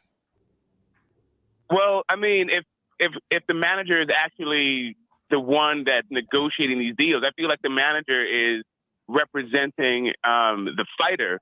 But when you're doing this, this cross-network promotional thing, it's not necessarily the managers that are doing this negotiation. I thought it was more like an Eddie and Al negotiation. No, Eddie said in a recent interview that he's not part of the negotiations at all. Okay, so then who is negotiating with PBC? I'm assuming it's his manager, Eddie Reynoso. A lot of guys in suits that have more money than we well, do. Then, okay, so all right. So we know that Canelo has his own promotional company. Who is the guy at Canelo's promotional company that puts these kinds of things together? Is it is it the manager, or have they hired somebody? That's a good question. We'd have to look into that. I don't really know the answer to that one, bro. Yeah, okay, so fine. So if it's not Eddie, right? So let's say we all know Canelo has his own promotional company now. I thought he re-signed with Matchroom, so it seemed to me, it stands to reason that it would be Matchroom. But if you're saying that Eddie is saying that he has nothing to do with it, then yeah, like we need to find out who is culpable. Just to confirm, because there's two Eddies here. There's Eddie Reynoso and then there's Eddie Hearn. Are you talking about Hearn or Reynoso? There you go. So this is like an Eddie Reynoso thing. No, it is. I just looked it up. Eddie Reynoso's handling Canelo promotions as well. Yeah. Jeez. So we got two guys named Eddie. He needs one more guy. Then we have a 90s sitcom, right? Probably. The press release on June 10th, 2021 says Matchroom joins forces with Canelo and Eddie Reynoso for Canelo promotions, and something called Clase Talento is what they're working on. Oh. Well, geez, that's also, and the only reason I called in was actually to big up the info that I'm getting personally on this show. I love this. I love what you guys got going on in this subject right now. But yeah, the fact that Eddie's coming out and saying, "Hey, it ain't me," talk to the other Eddie. That's cool. Now, yeah, I'd love to hear from the other Eddie. What's going on with this? Is it a contractual clause? Yeah, we're gonna find out. We're gonna get Ryan on it. Ryan's gonna make some phone calls or something. I definitely would love to know what is happening behind the scenes. Just to get clarity. Not so much that I care, because I actually like the fights that Eddie is talking about. Eddie Hearn is talking about at light heavyweight. So I actually prefer those fights better. But I do want to know, kind of, just so we know where to place blame as fans. What happened? Like, is this about a guaranteed money no matter who he fights, or is this about something else? Yeah, I mean, we don't know, again, because the Mike Coppinger ESPN report literally only consisted of quotes from Caleb Plant, who, at least reading it, reading the tone of the quotes, sounded a bit frustrated. That's literally all we have. But I mean, it's good that we're seeing that frustration from Plant. The whole thing seems like damage control, right? First, Caleb Plant comes out saying it ain't me. I already signed my thing. Now you're saying Eddie Hearn is coming out and saying, "Hey, you know what? I'm not doing this. It's not me. Go talk to somebody." Like, this seems to be a hot potato. Like, whoever it is who's actually culpable, the guys who are saying they're not culpable seems to be the ones coming out the woodwork talking. Yeah, I mean, Eddie Reynoso not only is, it seems to be in charge of Canelo Promotions, at least from the business side, but also it created a children's nonprofit charity with Canelo. Yeah. So he seems to be the business side of things for Canelo for sure. Get the smoke. It sounds to get any for sure. We got to look into it, and we'll see. Yeah. You know what I mean? I mean, I don't know who runs Canelo Promotions. Man, I definitely appreciate all the info, and that's fire. And I would like to adjust my thinking about who to blame, like moving forward, because like when people say Tank ducked Tevin Farmer, I don't think, hey, you know what, Tank is afraid of Tevin Farmer, or doesn't want to fight Tevin Farmer, or doesn't want to get paid to fight Tevin Farmer. I just think, the money team wasn't interested in that fight for whatever reason. I would say like 8 times out of 10, that's what happens. Is that it's a management. All right, guys. Now they're saluting you guys off. I'm throwing you a salute. You can't see it, but thank you so much, more bro. Time. Fire show, man. Fire show. And brother, thank you for the sub. Appreciate that, fam. Have a good one. That's nothing, man. You know, I'll do my part. You do yours. Thank you, fam. Let's keep this YTBC thing going. Absolutely. Peace out, guys. Thank you. Ryan, great talking to you today. I got to get going. D-Style, thank you for the plug. I got to get going. Everybody in the chat, thank you, as always, for supporting all the content across HCP. That means D-Style. That means me. That means G-Funky. That means Calix Boxing. So appreciate all the love and support. Everyone have a great weekend. You too. Enjoy dinner. Thank you. Now, what I was saying is, I think 8 times out of 10, you know, it's usually like managers or promoters, they don't want to match this guy with that guy. I mean, fighters can be afraid of each other. It happens. But even fighters who are afraid of fighting a certain guy could fight that guy. George Foreman will tell you that he was afraid. He was scared crapless of Joe Frazier, but he fought him anyway, and he won the fight. You know, Felix Sturm, you know, essentially threw his belt in the trash, you know, not to avoid Gennady Golovkin. It happens. But 8 or 9 times out of 10, it's usually like managers, promoters, they can't make a deal because cross-promotional, cross-networks. It's unfortunate, but that doesn't mean that, you know, some fighters aren't afraid of facing one another, because it happens. You know, people are human. Absolutely, man. Well, Ryan, I think I'm going to just wait to see what reports out there say as far as what is Canelo's team going to say. If anything, they may just decide to say nothing and move on. I don't know. You know what I mean? We'll see, man. I mean, anything can change. I mean, heck, we could get a message in 5 minutes. I mean, that happened. I was at work last night, and all of a sudden it's like, Luke Campbell retires. I'm like, oh, crud. So I wrote that on my phone and got it out. Like, there you go. Luke Campbell retired? Yeah, he retired this morning. What? Yeah, wow. He's done. I'm guessing he wants to spend more time with family. He had a relatively short professional career because you know, he won the 2012 Olympic gold medal and fought from 2013 to now. So, you know, 8 years. Well, look, he lost to Linares. You know, he lost to Ryan Garcia, Roma. Yeah. Sometimes you try to go for it, and for the brass ring, it doesn't work out. It is what it is. I mean, I saw at the weigh he didn't look the greatest at the weigh-in for the Garcia fight. He got that early knockdown, but I did say days before the fight or at the weigh-in that you know, Garcia will knock him out to the body. That was my prediction, just because of how he looked at the weigh-in. You know, body-wise, it looked like he was a little bit out of shape, and well, Garcia capitalized with that left hook. He definitely did capitalize with the hell of a left hook to the body too. But man, he's got to stop standing as tall as he does, because he's gonna get conked eventually. But I mean, again, you know, when Oscar Valdez first joined Eddie Reynoso, it didn't look like he was making improvements. But for that Bichette fight, all of a sudden, all that training with Reynoso paid off. I thought that Bichette was going to win. I picked Bichette to win because I didn't see that. You know, and it's funny because I tweeted, I don't think Valdez, you know, is improving that much with Reynoso. And you know who responded to that tweet? Eddie Reynoso. And he was like, well, it's just like anything else. You know, you're with a different coach. It's, you know, progress is not going to happen like overnight. And well, I ate crow on that one. He was right. I think I tweeted him right after. I was like, hey, thanks so much for proving me wrong. So, what do you know, if anything, about the Luis Neri situation? I know he left Eddie Reynoso. I haven't heard much about that. I mean, I heard from Little Birds or whatever saying you want to use that he wasn't willing to, I guess, follow their way. He wasn't a big fan of how they did things. And he wanted to do things his own way, and he did things his own way, and he got knocked out. Right. Well, it turns out you do know some stuff. That's. I mean that's just what I heard, but right. Yeah. Well, I mean, because I heard we had a fighter on here,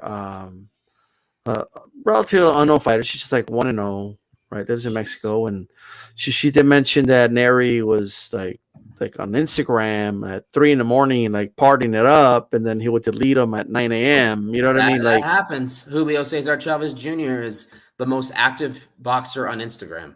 I gotta say. Well, that's for sure. That guy will post an Instagram like 5 minutes after a fight's over. Minutes before a fight starts. That guy's a Instagram addict. Chavez Jr. I actually banned the name, but he always comes back. Yeah. It's just I can't do anything about it. He keeps up in the news. You know what I mean? I think it was interesting. I don't know if we talked about this before, but on that last video he did talking about he wants to get to 100 professional fights. I don't know how the hell that's going to happen. Fans are going to lose interest at some point. But while he was speaking, you can see smoke clouds emanating around the room everywhere. So like at the time he's saying this, he's smoking. I thought that was hilarious. So he was high as a kite. Yeah, whoever's interviewing him probably needed like a okay. So what's your plan for your next fight, sir? Like he was supposed to beat Anderson Silva, but then he got high. You know what I mean? Like I think that's what happened, bro. My buddy Kelvin Gastelum, we went to high school together. He was supposed to fight Anderson Silva, but they both tested positive. Anderson Silva was on sexual performance pills, and Kelvin was on weed. So that's why that fight never happened. Jesus Christ! What do you think of Roy Jones? A couple months ago, he said he wanted to make a comeback. He was inspired by Mickelson. I argue golf's a little different than prize fighting, but hey, you talking about Roy Jones Jr. Or you talking about Roy John Jones Jr. Okay. Please no. I mean, his prime. He was inspired by a golfer, bro. It's it. Yeah, but his prime ended. I mean, I think it was Larry Merchant that thought Roy Jones would be done after 2004, after back-to-back knockouts against Tarver and Glenn Johnson, respectively. Man, he should have retired a long time ago, man. I mean, in 2004, I was 10 years old. That's when he started to go down that trend.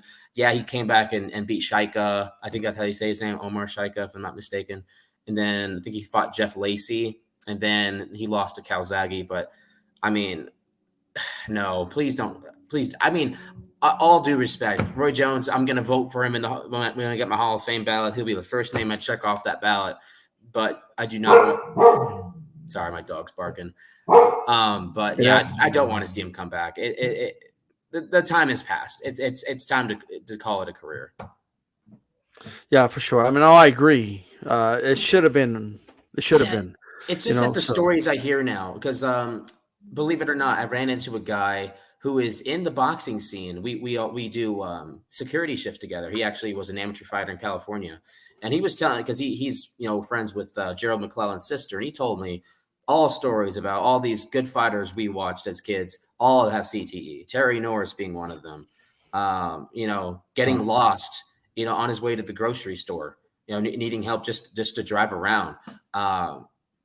That's why there is so much danger, obviously, with taking shots to the head and, staying in the sport too long. And that's why I really appreciate, careers like Floyd Mayweather, said, it's time to go. Andre Ward, Andre Ward, I think he was only like 32 or 33 when he retired. Calzaghe. Rocky Marciano. Yeah. Calzaghe had a deal to reach 50-0 with I think it was Golden Boy. Golden Boy Promotions was going to give him a multi-fight deal, all this money, and Calzaghe said he wasn't interested. There is a risk with staying too long in the sport, and we're seeing that, with several fighters. Well, so, I just want to ask you I've avoided death. I did production for his company for a couple of years. I don't want to see him get hurt. That's the last thing I want to see. Absolutely. I don't want to see him get hurt either. You know what I mean? I hope the guy gets better and everything. But I want to ask you one more question. if you could pick one boxer in the history of boxing, active or past, that they haven't made a movie about yet, to make a movie of him or her, which boxer would that be? Let's see. That'd be a good one. I mean, I also have to think. I have to think. Like, obviously, they've made movies about Pacquiao. I don't think they've made like a movie like that's shown in U.S. theaters about Pacquiao. That would be an interesting movie to watch. Have they made a movie about Sugar Ray Robinson? Because I don't watch movies that often, to be honest with you. Not So that I I'm not. know of. I don't think so. No. Sugar Ray Robinson. That would be a great movie. Sonny Liston. That would be an inspiring story. You know, a guy that didn't even know his real birthday and ended up becoming, heavyweight champion of the world. Ultimately, his struggles got the best of him at the end, but Right. the fact that all of what he accomplished in his life, despite all that he went through, I think that would be an inspiring story. I'd love to see a Sonny Liston movie. I think actually that would be my number one right now. I mean, obviously it's on the fly, but Sonny Liston, I would watch that movie without a doubt, even though I don't watch movies very often. It would be interesting where they would go with that movie, like, because there's conspiracies of what happened to him, right? That's true. There's no like concrete like facts, but like you know what I mean. It'll be interesting where the angle, the angle they go. I mean, it's. And also, if you think about it, it's dangerous what angle they go to, because if they say something that isn't proven, and someone from his family is like, "Hey, that's not true," that could lead to a big ass lawsuit.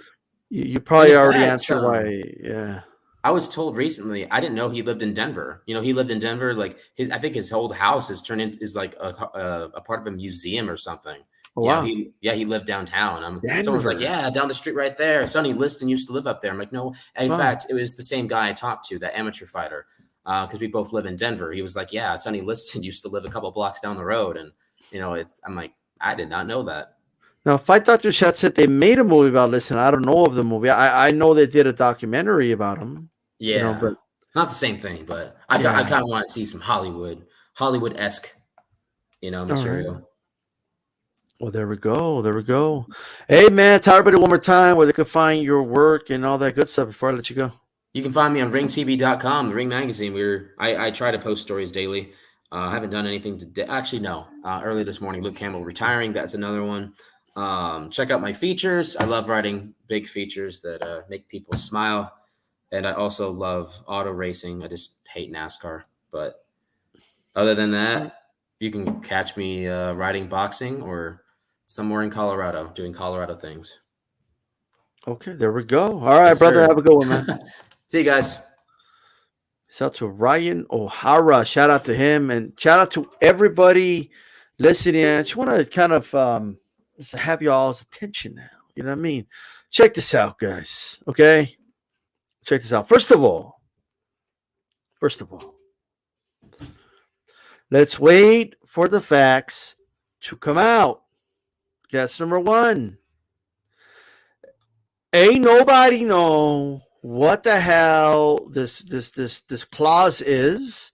Nobody even knows if it's always been in Canelo fights or if it's something new. No, nobody knows. None of you know. None of you. But Big Dog Willie wants to show up and be like, oh, it's Canelo's fault.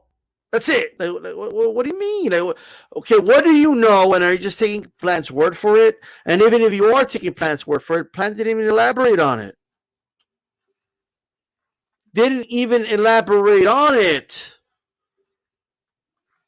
So we're going to go over it again, ladies and gentlemen. We're going to go over it again, if you don't mind.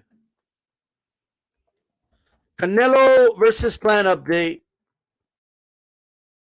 We all know that Coppinger, did the article. So let's just go to ESPN, right? ESPN, Coppinger, Canelo, Plant. Let's just go ahead and put that in the search engine, okay? This is the article titled Canelo Alvarez, Caleb Plant fight talks break off with sources saying the fight is dead. Okay? All right? Big Dog Will is saying, oh, it's Canelo's fault. That's it. It's his fault no matter what. Okay. So, in fact, how about we share the screen? How about that? How about we share the screen, ladies and gentlemen? Let's share it so we can look at it together. You know what I mean? Caleb Plant says his bark is bigger than his bite. The 29-year-old said, dude, this was already 29. Caleb Plant is 29 years old, ladies and gentlemen. I repeat, Caleb Plant is 29 years old, and he hasn't fought anybody.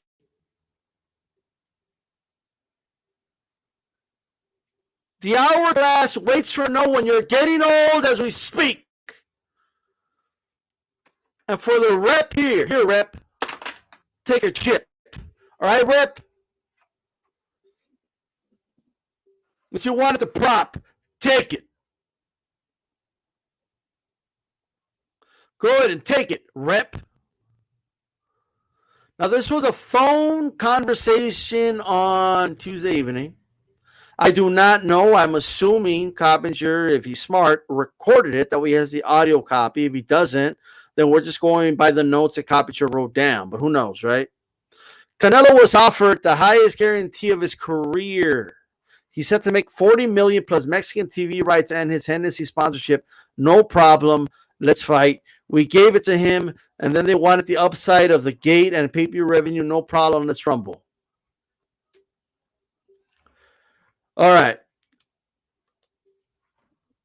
If you want Canelo to leave the zone or not do this fight with the zone, where he's been offered, where he's already fought for $35 million before, you have to offer him more money. Here, hey, rep, here, take another chip, chump. How about that? Take another chip. You want another one? Here. Hey, here, rep. Buy yourself a lap dance with the shit or something. Okay, probably need it. All right, go do that. Check it out. You didn't give him the Mexican TV rights. You didn't give him no Hennessy sponsorship. So what do you mean no problem? Let's say, what does that even have to do with anything? Of course, you need to offer him more money than the zone is. Then what's the incentive of leaving his comfort zone with the zone to go with another promotional company or network that he's never worked with?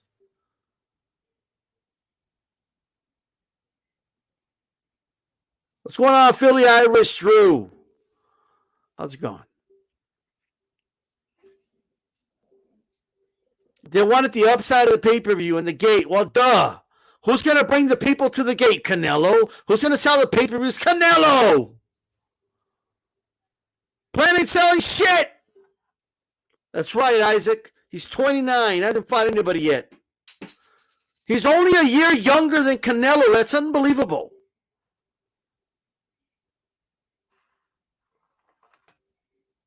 Okay, let's move on. It was always agreed that it was a unification. It was never agreed that it's unification. It's just a unification for Undisputed. What do you mean that was agreed to? No rematch for either fighter. That was agreed to from the very beginning? I seriously doubt that, ladies and gentlemen. I seriously doubt that. Very seriously doubt that. No problem. You can have the rematch as well. I just want to fight.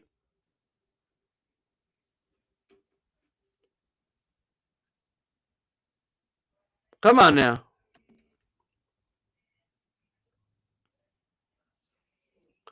Plant told he agreed to the side. Besides the one-way rematch clause, it would only go into effect if Alvarez lost, which Plant said he agreed to. Okay. One thing that is absurd, if I get injured or sick, then he gets a late replacement for the same amount of guaranteed money. But if he gets sick or injured, then we got to wait for him.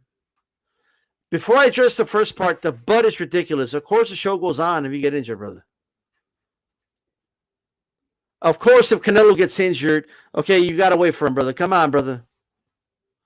Come on. Isn't that better for you? Do you want Canelo to get sick or injured and you lose the fight? What does that even mean? Now, everyone's stuck on the term late replacement. Why is everyone assuming that means 2 days or 24 hours before the fight?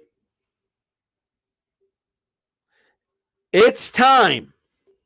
It is time that we get the details of this clause.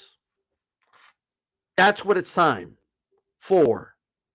Let's get the details of the clause so we can go ahead and move on. Let's get the details of the clause. That way we could properly analyze it. Plant said he has a proof. He said in the article, okay, show it to us.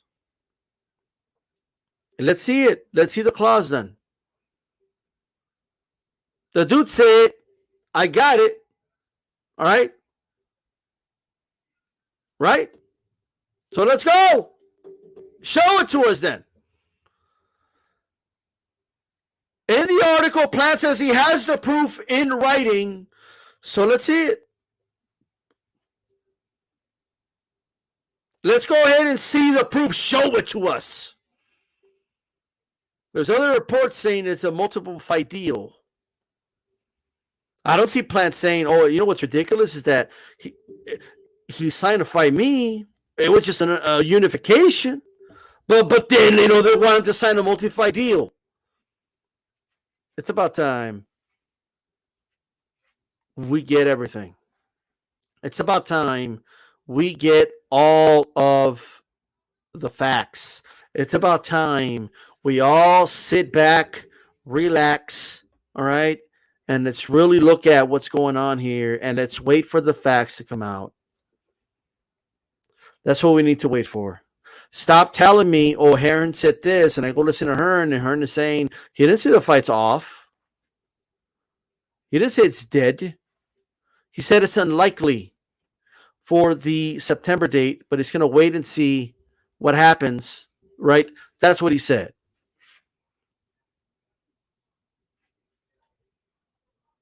Plant said he'll fight him any day, but he's in a hurry to fight them, right?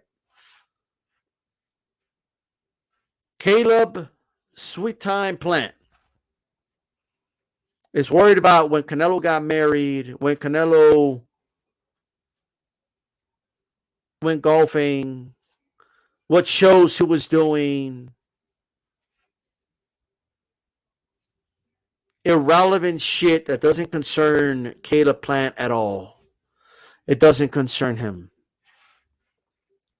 I have serious doubts about this clause and the details of this clause.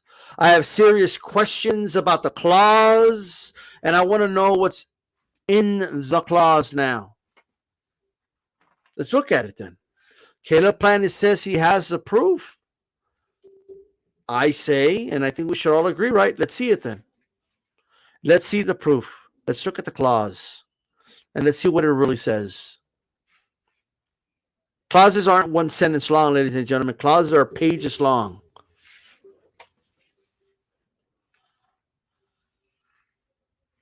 Clauses are pages long. So let's look at it. That's all I'm saying. Now, as far as Canelo and who he decides to fight, ladies and gentlemen, Canelo could fight anybody, and he will get criticized by some and praised by others. It doesn't matter who he fights. Some people are saying the Bill fight's a great fight. Some are saying it's a cherry pick. Some are saying the fight with Better Beef is a great fight. Some are saying it's a cherry pick. Some are saying that he's ducking Triple G. Others are saying it's a cherry pick. It doesn't matter who he fights. A group of people somewhere are going to blame Canelo of fighting this guy to avoid this guy. It doesn't matter who he fights. It doesn't matter. When he fought Rocky Fielding, what was the main concern? What was the gripe? What was the grievance? The grievance was, but DStyle, he's fighting Rocky Fielding, the regular champion. That's not the real champion. The real champion is Callum Smith, who won a tournament. The 6'4" junior middleweight out of England. He's who we should be fighting. Canelo's not fighting the real guys, right? And then Canelo moved up and fought Kovalev. When Canelo moved up to fight Kovalev, he didn't give him enough time to get better. He just had a fight 2-3 months ago, and he was in a war with Yard. He was handpicked. He was washed up. Andre Ward knocked him out. Why doesn't he fight Beterbiev or Varstik? Well, why doesn't he fight Bivol? Canelo's handpicking. Let's fast forward to now. Tell me I'm lying, by the way. Go ahead. That's what people were saying. And then you had the Gennady Golovkin fans. Oh, he's running. He's running away from Golovkin. That's why he moved up on his weight class. He's running from a third fight because he knows he can't beat Golovkin. He knows he got a gift. He's running from Triple G. And then what happened? All this shit's like clockwork, by the way. And then what happened? Ladies and gentlemen? Now, keep in mind that I completely left out the Danny Jacobs fight, by the way. Okay? So I completely left that one out. But nonetheless, he actually fought Danny Jacobs and then Kovalev. I left that part out. But moving forward. Here we are today. The Piper's about to collect. And all of a sudden, the grievances of then don't apply today. All of a sudden, the energy is changing, ladies and gentlemen. All of a sudden, the energy has changed, ladies and gentlemen.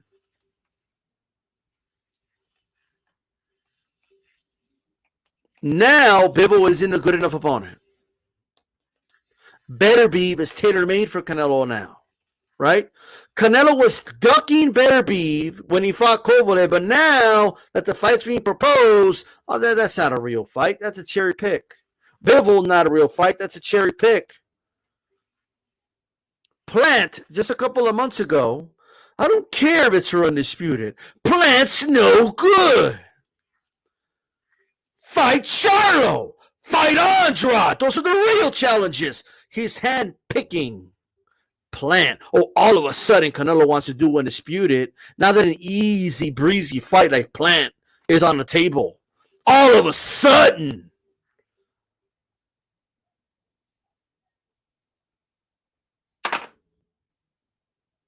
Now, all of a sudden, Canelo's scared of Plant. Now, all of a sudden, he's avoiding Plant. All of a sudden, you see, he don't want no piece of Plant. Plant's a real challenge. Not like the other guys. All of a sudden, Plant's a real deal. All of a sudden, Plant is the real deal. Now, if the fight's not going to happen, it's convenient to point that out. All of a sudden, Plant is this big, dangerous fighter, right? All of a sudden, Bivol ain't good enough. All of a sudden, Beterbiev ain't good enough. All of a sudden. And let me tell you something. If he fought Charlo next, they would say, he didn't look good against Montiel. That's the only reason he wanted to fight him. Plus, he did offer. He offered him, I believe it was like $7 million. He already offered Jamal, and his own brother called him out for it. He's already been offered the fight. For his own reason, he turned it down. Whatever the reason is, let's say it's a good reason, but it was offered. And then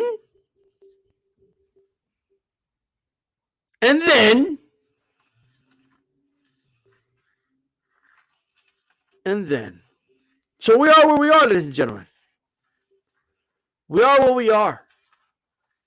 Canelo was avoiding Bivol and Better Beef 2 years ago when he fought Kovalev, right? But now they're cherry picks. And now, they're the path of least resistance for Canelo all of a sudden. Plant wasn't shit. I don't care if it's on dispute. It's not a good fight. Right? But now, Plant's a boogeyman. All of a sudden, Canelo is avoiding Plant. Give me a fucking break. Give me a fucking break.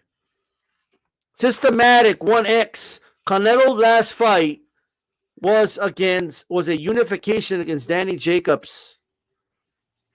Then he moved up to fight Kovalev. And then he began to campaign at 168. He hasn't fought at 160 since then. They're not even fighting in the same weight class. If Charlo wants to fight Canelo, then campaign at 168.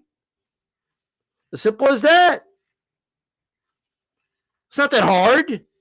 And he was offered money before to fight him.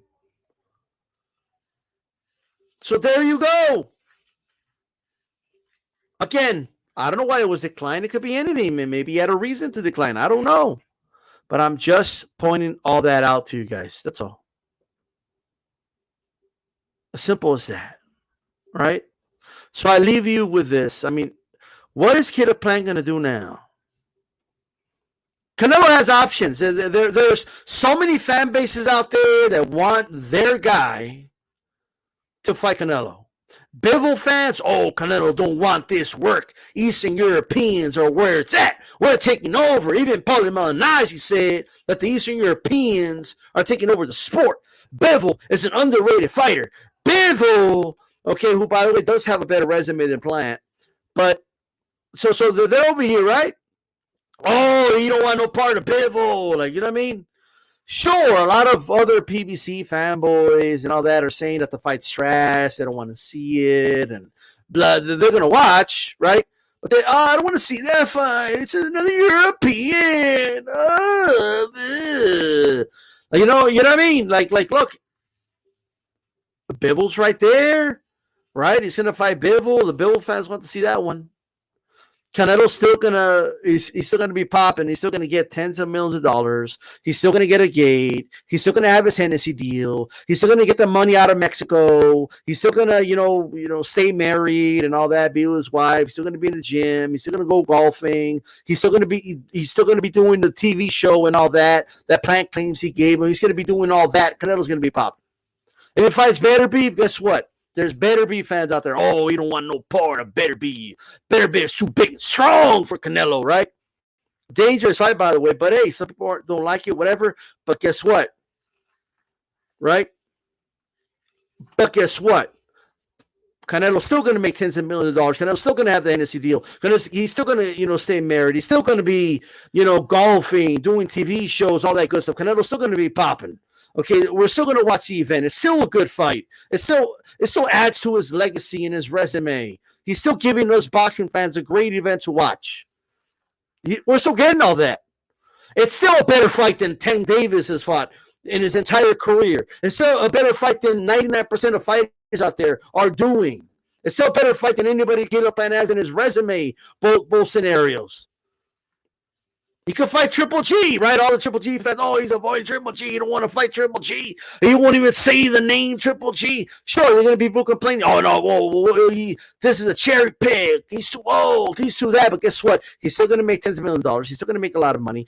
He's still going to be golfing. He's still going to be, getting the Hennessy deal. He's still popping. Okay, Canelo Alvarez is still going to make his money. He's still going to give us an event. He's still going to add to his legacy. So not Gennady Golovkin the fuck out. Gennady Golovkin fans can finally shut the fuck up. That'll be that.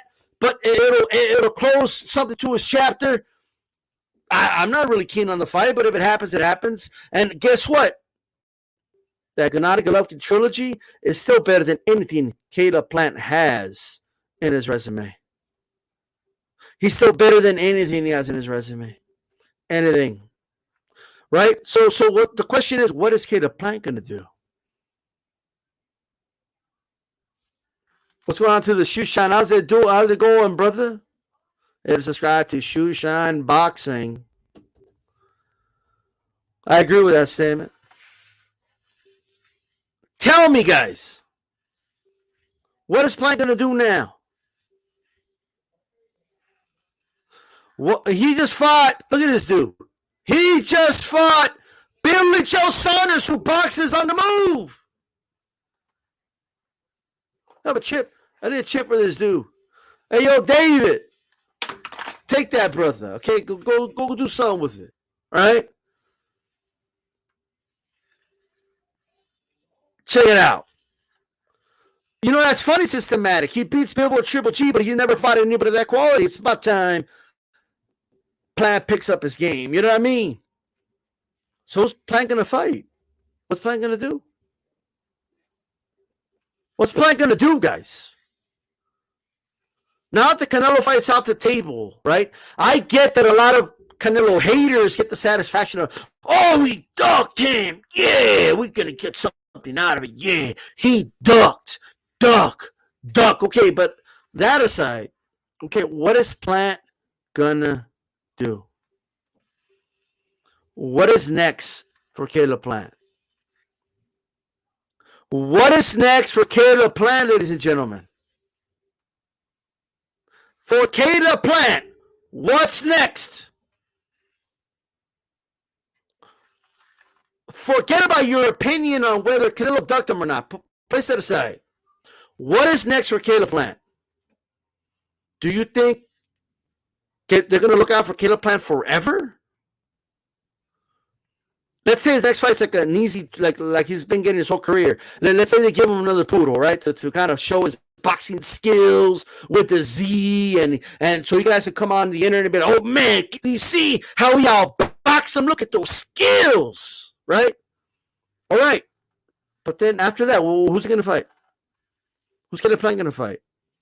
Do you guys really believe that David Benavidez, who wants to snatch that dude's head off, by the way, doesn't like him? Okay? And he's with PBC. If David Benavidez sees like, man, my promotional company can't make a deal with Canelo Alvarez, Canelo wants this much, whatever it is, right? That's like, so fuck it. I want this dude right here. He's in my division. I want Plant.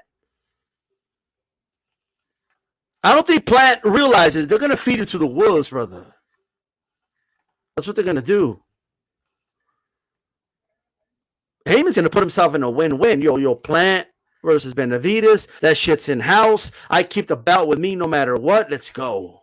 All right? That's what he's going to say. You know what I mean? Hold on, guys. I don't want this computer to die. Where is my charger? Well, look, I'm going to have to wrap this one up because my computer is dying. Okay? But what is he going to do next, guys? What's he going to do next? I want to thank Ryan O'Hara and Maestro for coming on. Okay? And all that good stuff. Shout out to everybody. I couldn't find my charger. I don't know what happened. Oh, I found it. There we go. Right, there we go. So check it out. Let's check it out. Can somebody explain to me?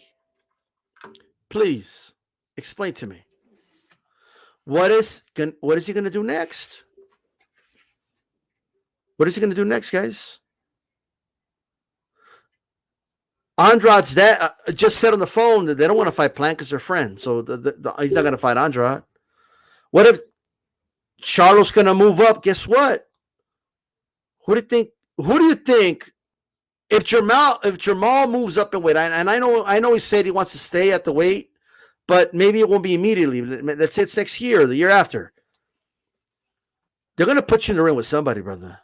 Whether it's Benavidez, whether it's Charlo, they're going to groom Moriel. They're not going to throw him in there right away. He might 3-4 more fights, and he's a dangerous fight.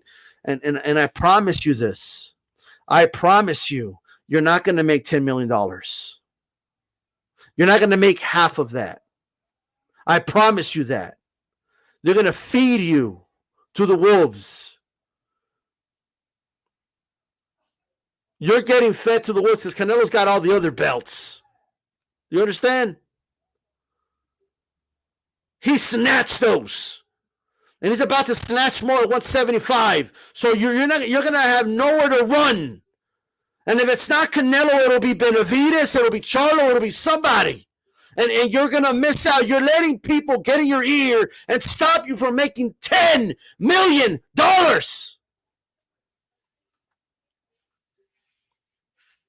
Ain't nobody even getting, nobody's getting timed out. Nobody gets timed out here. What are you talking about? The lies are being told out here. People got to pretend on this channel. You got to pretend that you have a grievance nowadays. At DStyle_boxing, I have my wall there. You give me all your grievances. Okay? Let's do that. And take this fucking shit while you're at it, too. Okay? Take that while you're at it. Canelo Plant's been offered to fight 3 times already. And even when Canelo stepped over to this side, like the dude's still acting like his shit don't stink. This is what you do. I do believe that these negotiations are falling apart. But next time, or if the negotiations continue, you need to go to Al and you need to tell him, stop listening to the people on the internet telling you to hold your ground and all this other dumb shit. Okay? Stop listening to them. They're not looking out for your best interests. $10 million!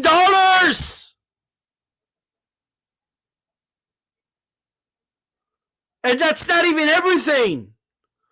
If you win, the richest you're going to make.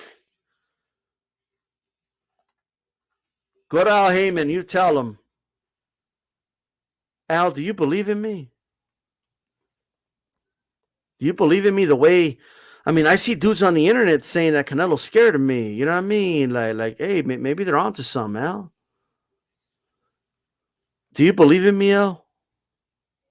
Let me go get those belts, Al. You believed in Castano. You believed in Castano. He went and he snatched that belt from Teixeira and allowed you to do a undisputed bout in-house. Let me go get those belts from Canelo. Al Heyman. Let me go get those belts. Let me get my 10 million, man. Let me get my 10. You're going to get your cut. Okay, you got your 30%, whatever. You're going to make 3 million. I'm going to make this other 7, whatever. Let me go beat Canelo's ass. Let me bring these belts home. And then we can have an undisputed bout with me and Benavidez. Have Charlo move up, keep it all in-house, and PBC. Let me go expose this fake that is Canelo, because they keep saying that on the internet, that he's fake, that he's not good, that I'll easily beat him. Then do it. Go to the zone and take it from him then.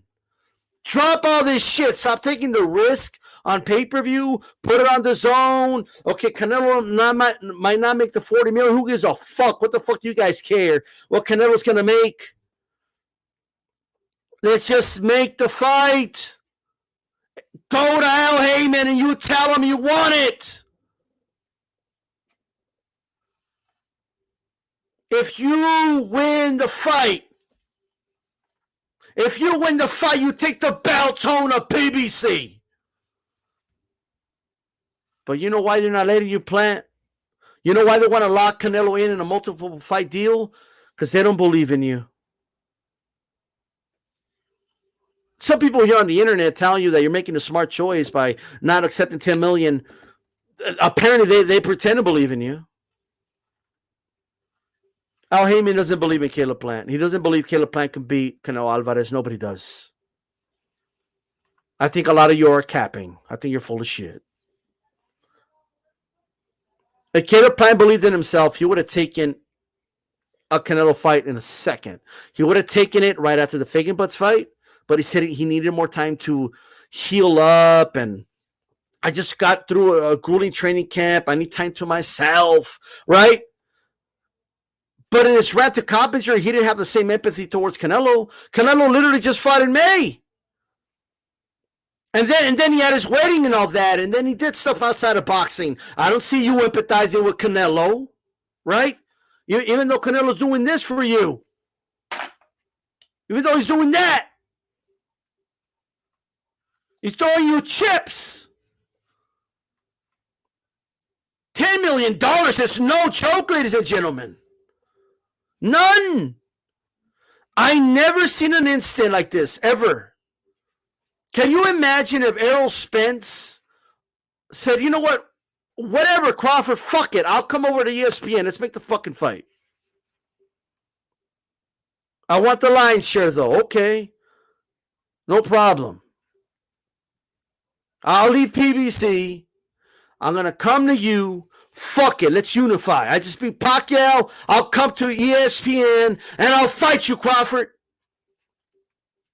And the Top Rank is trying to lock Errol Spence into a multi-fight deal. Do you think the energy around these YouTube streets will be the same? Be honest. Would the energy be the same? Would it be the same? No, it wouldn't.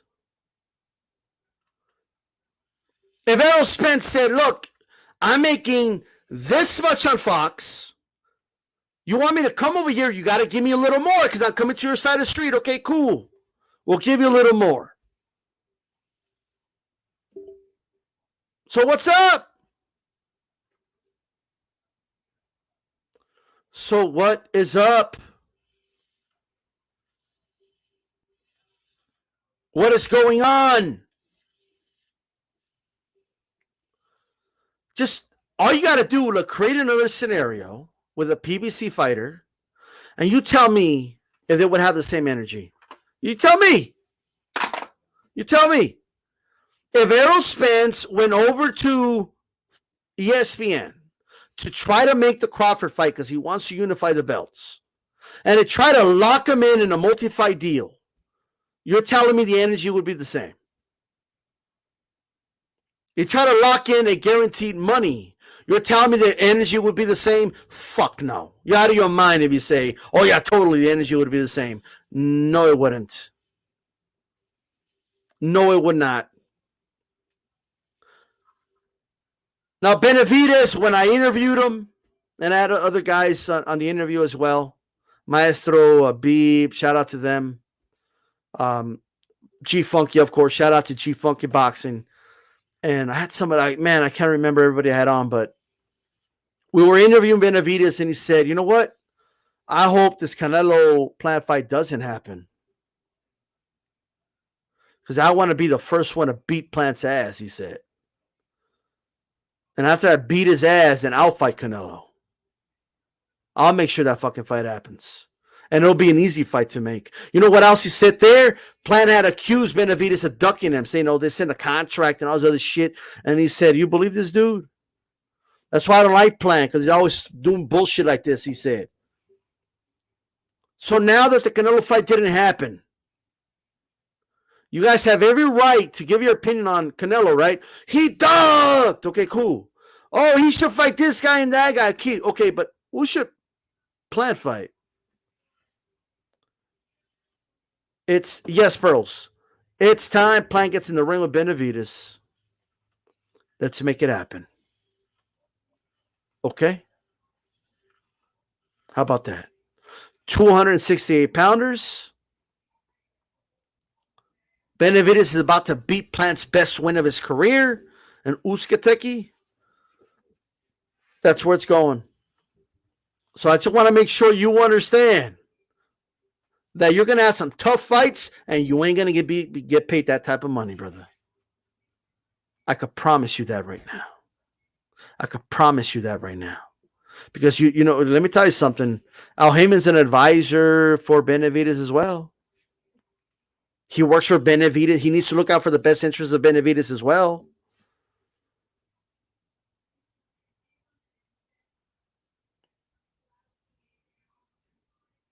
I'm just saying.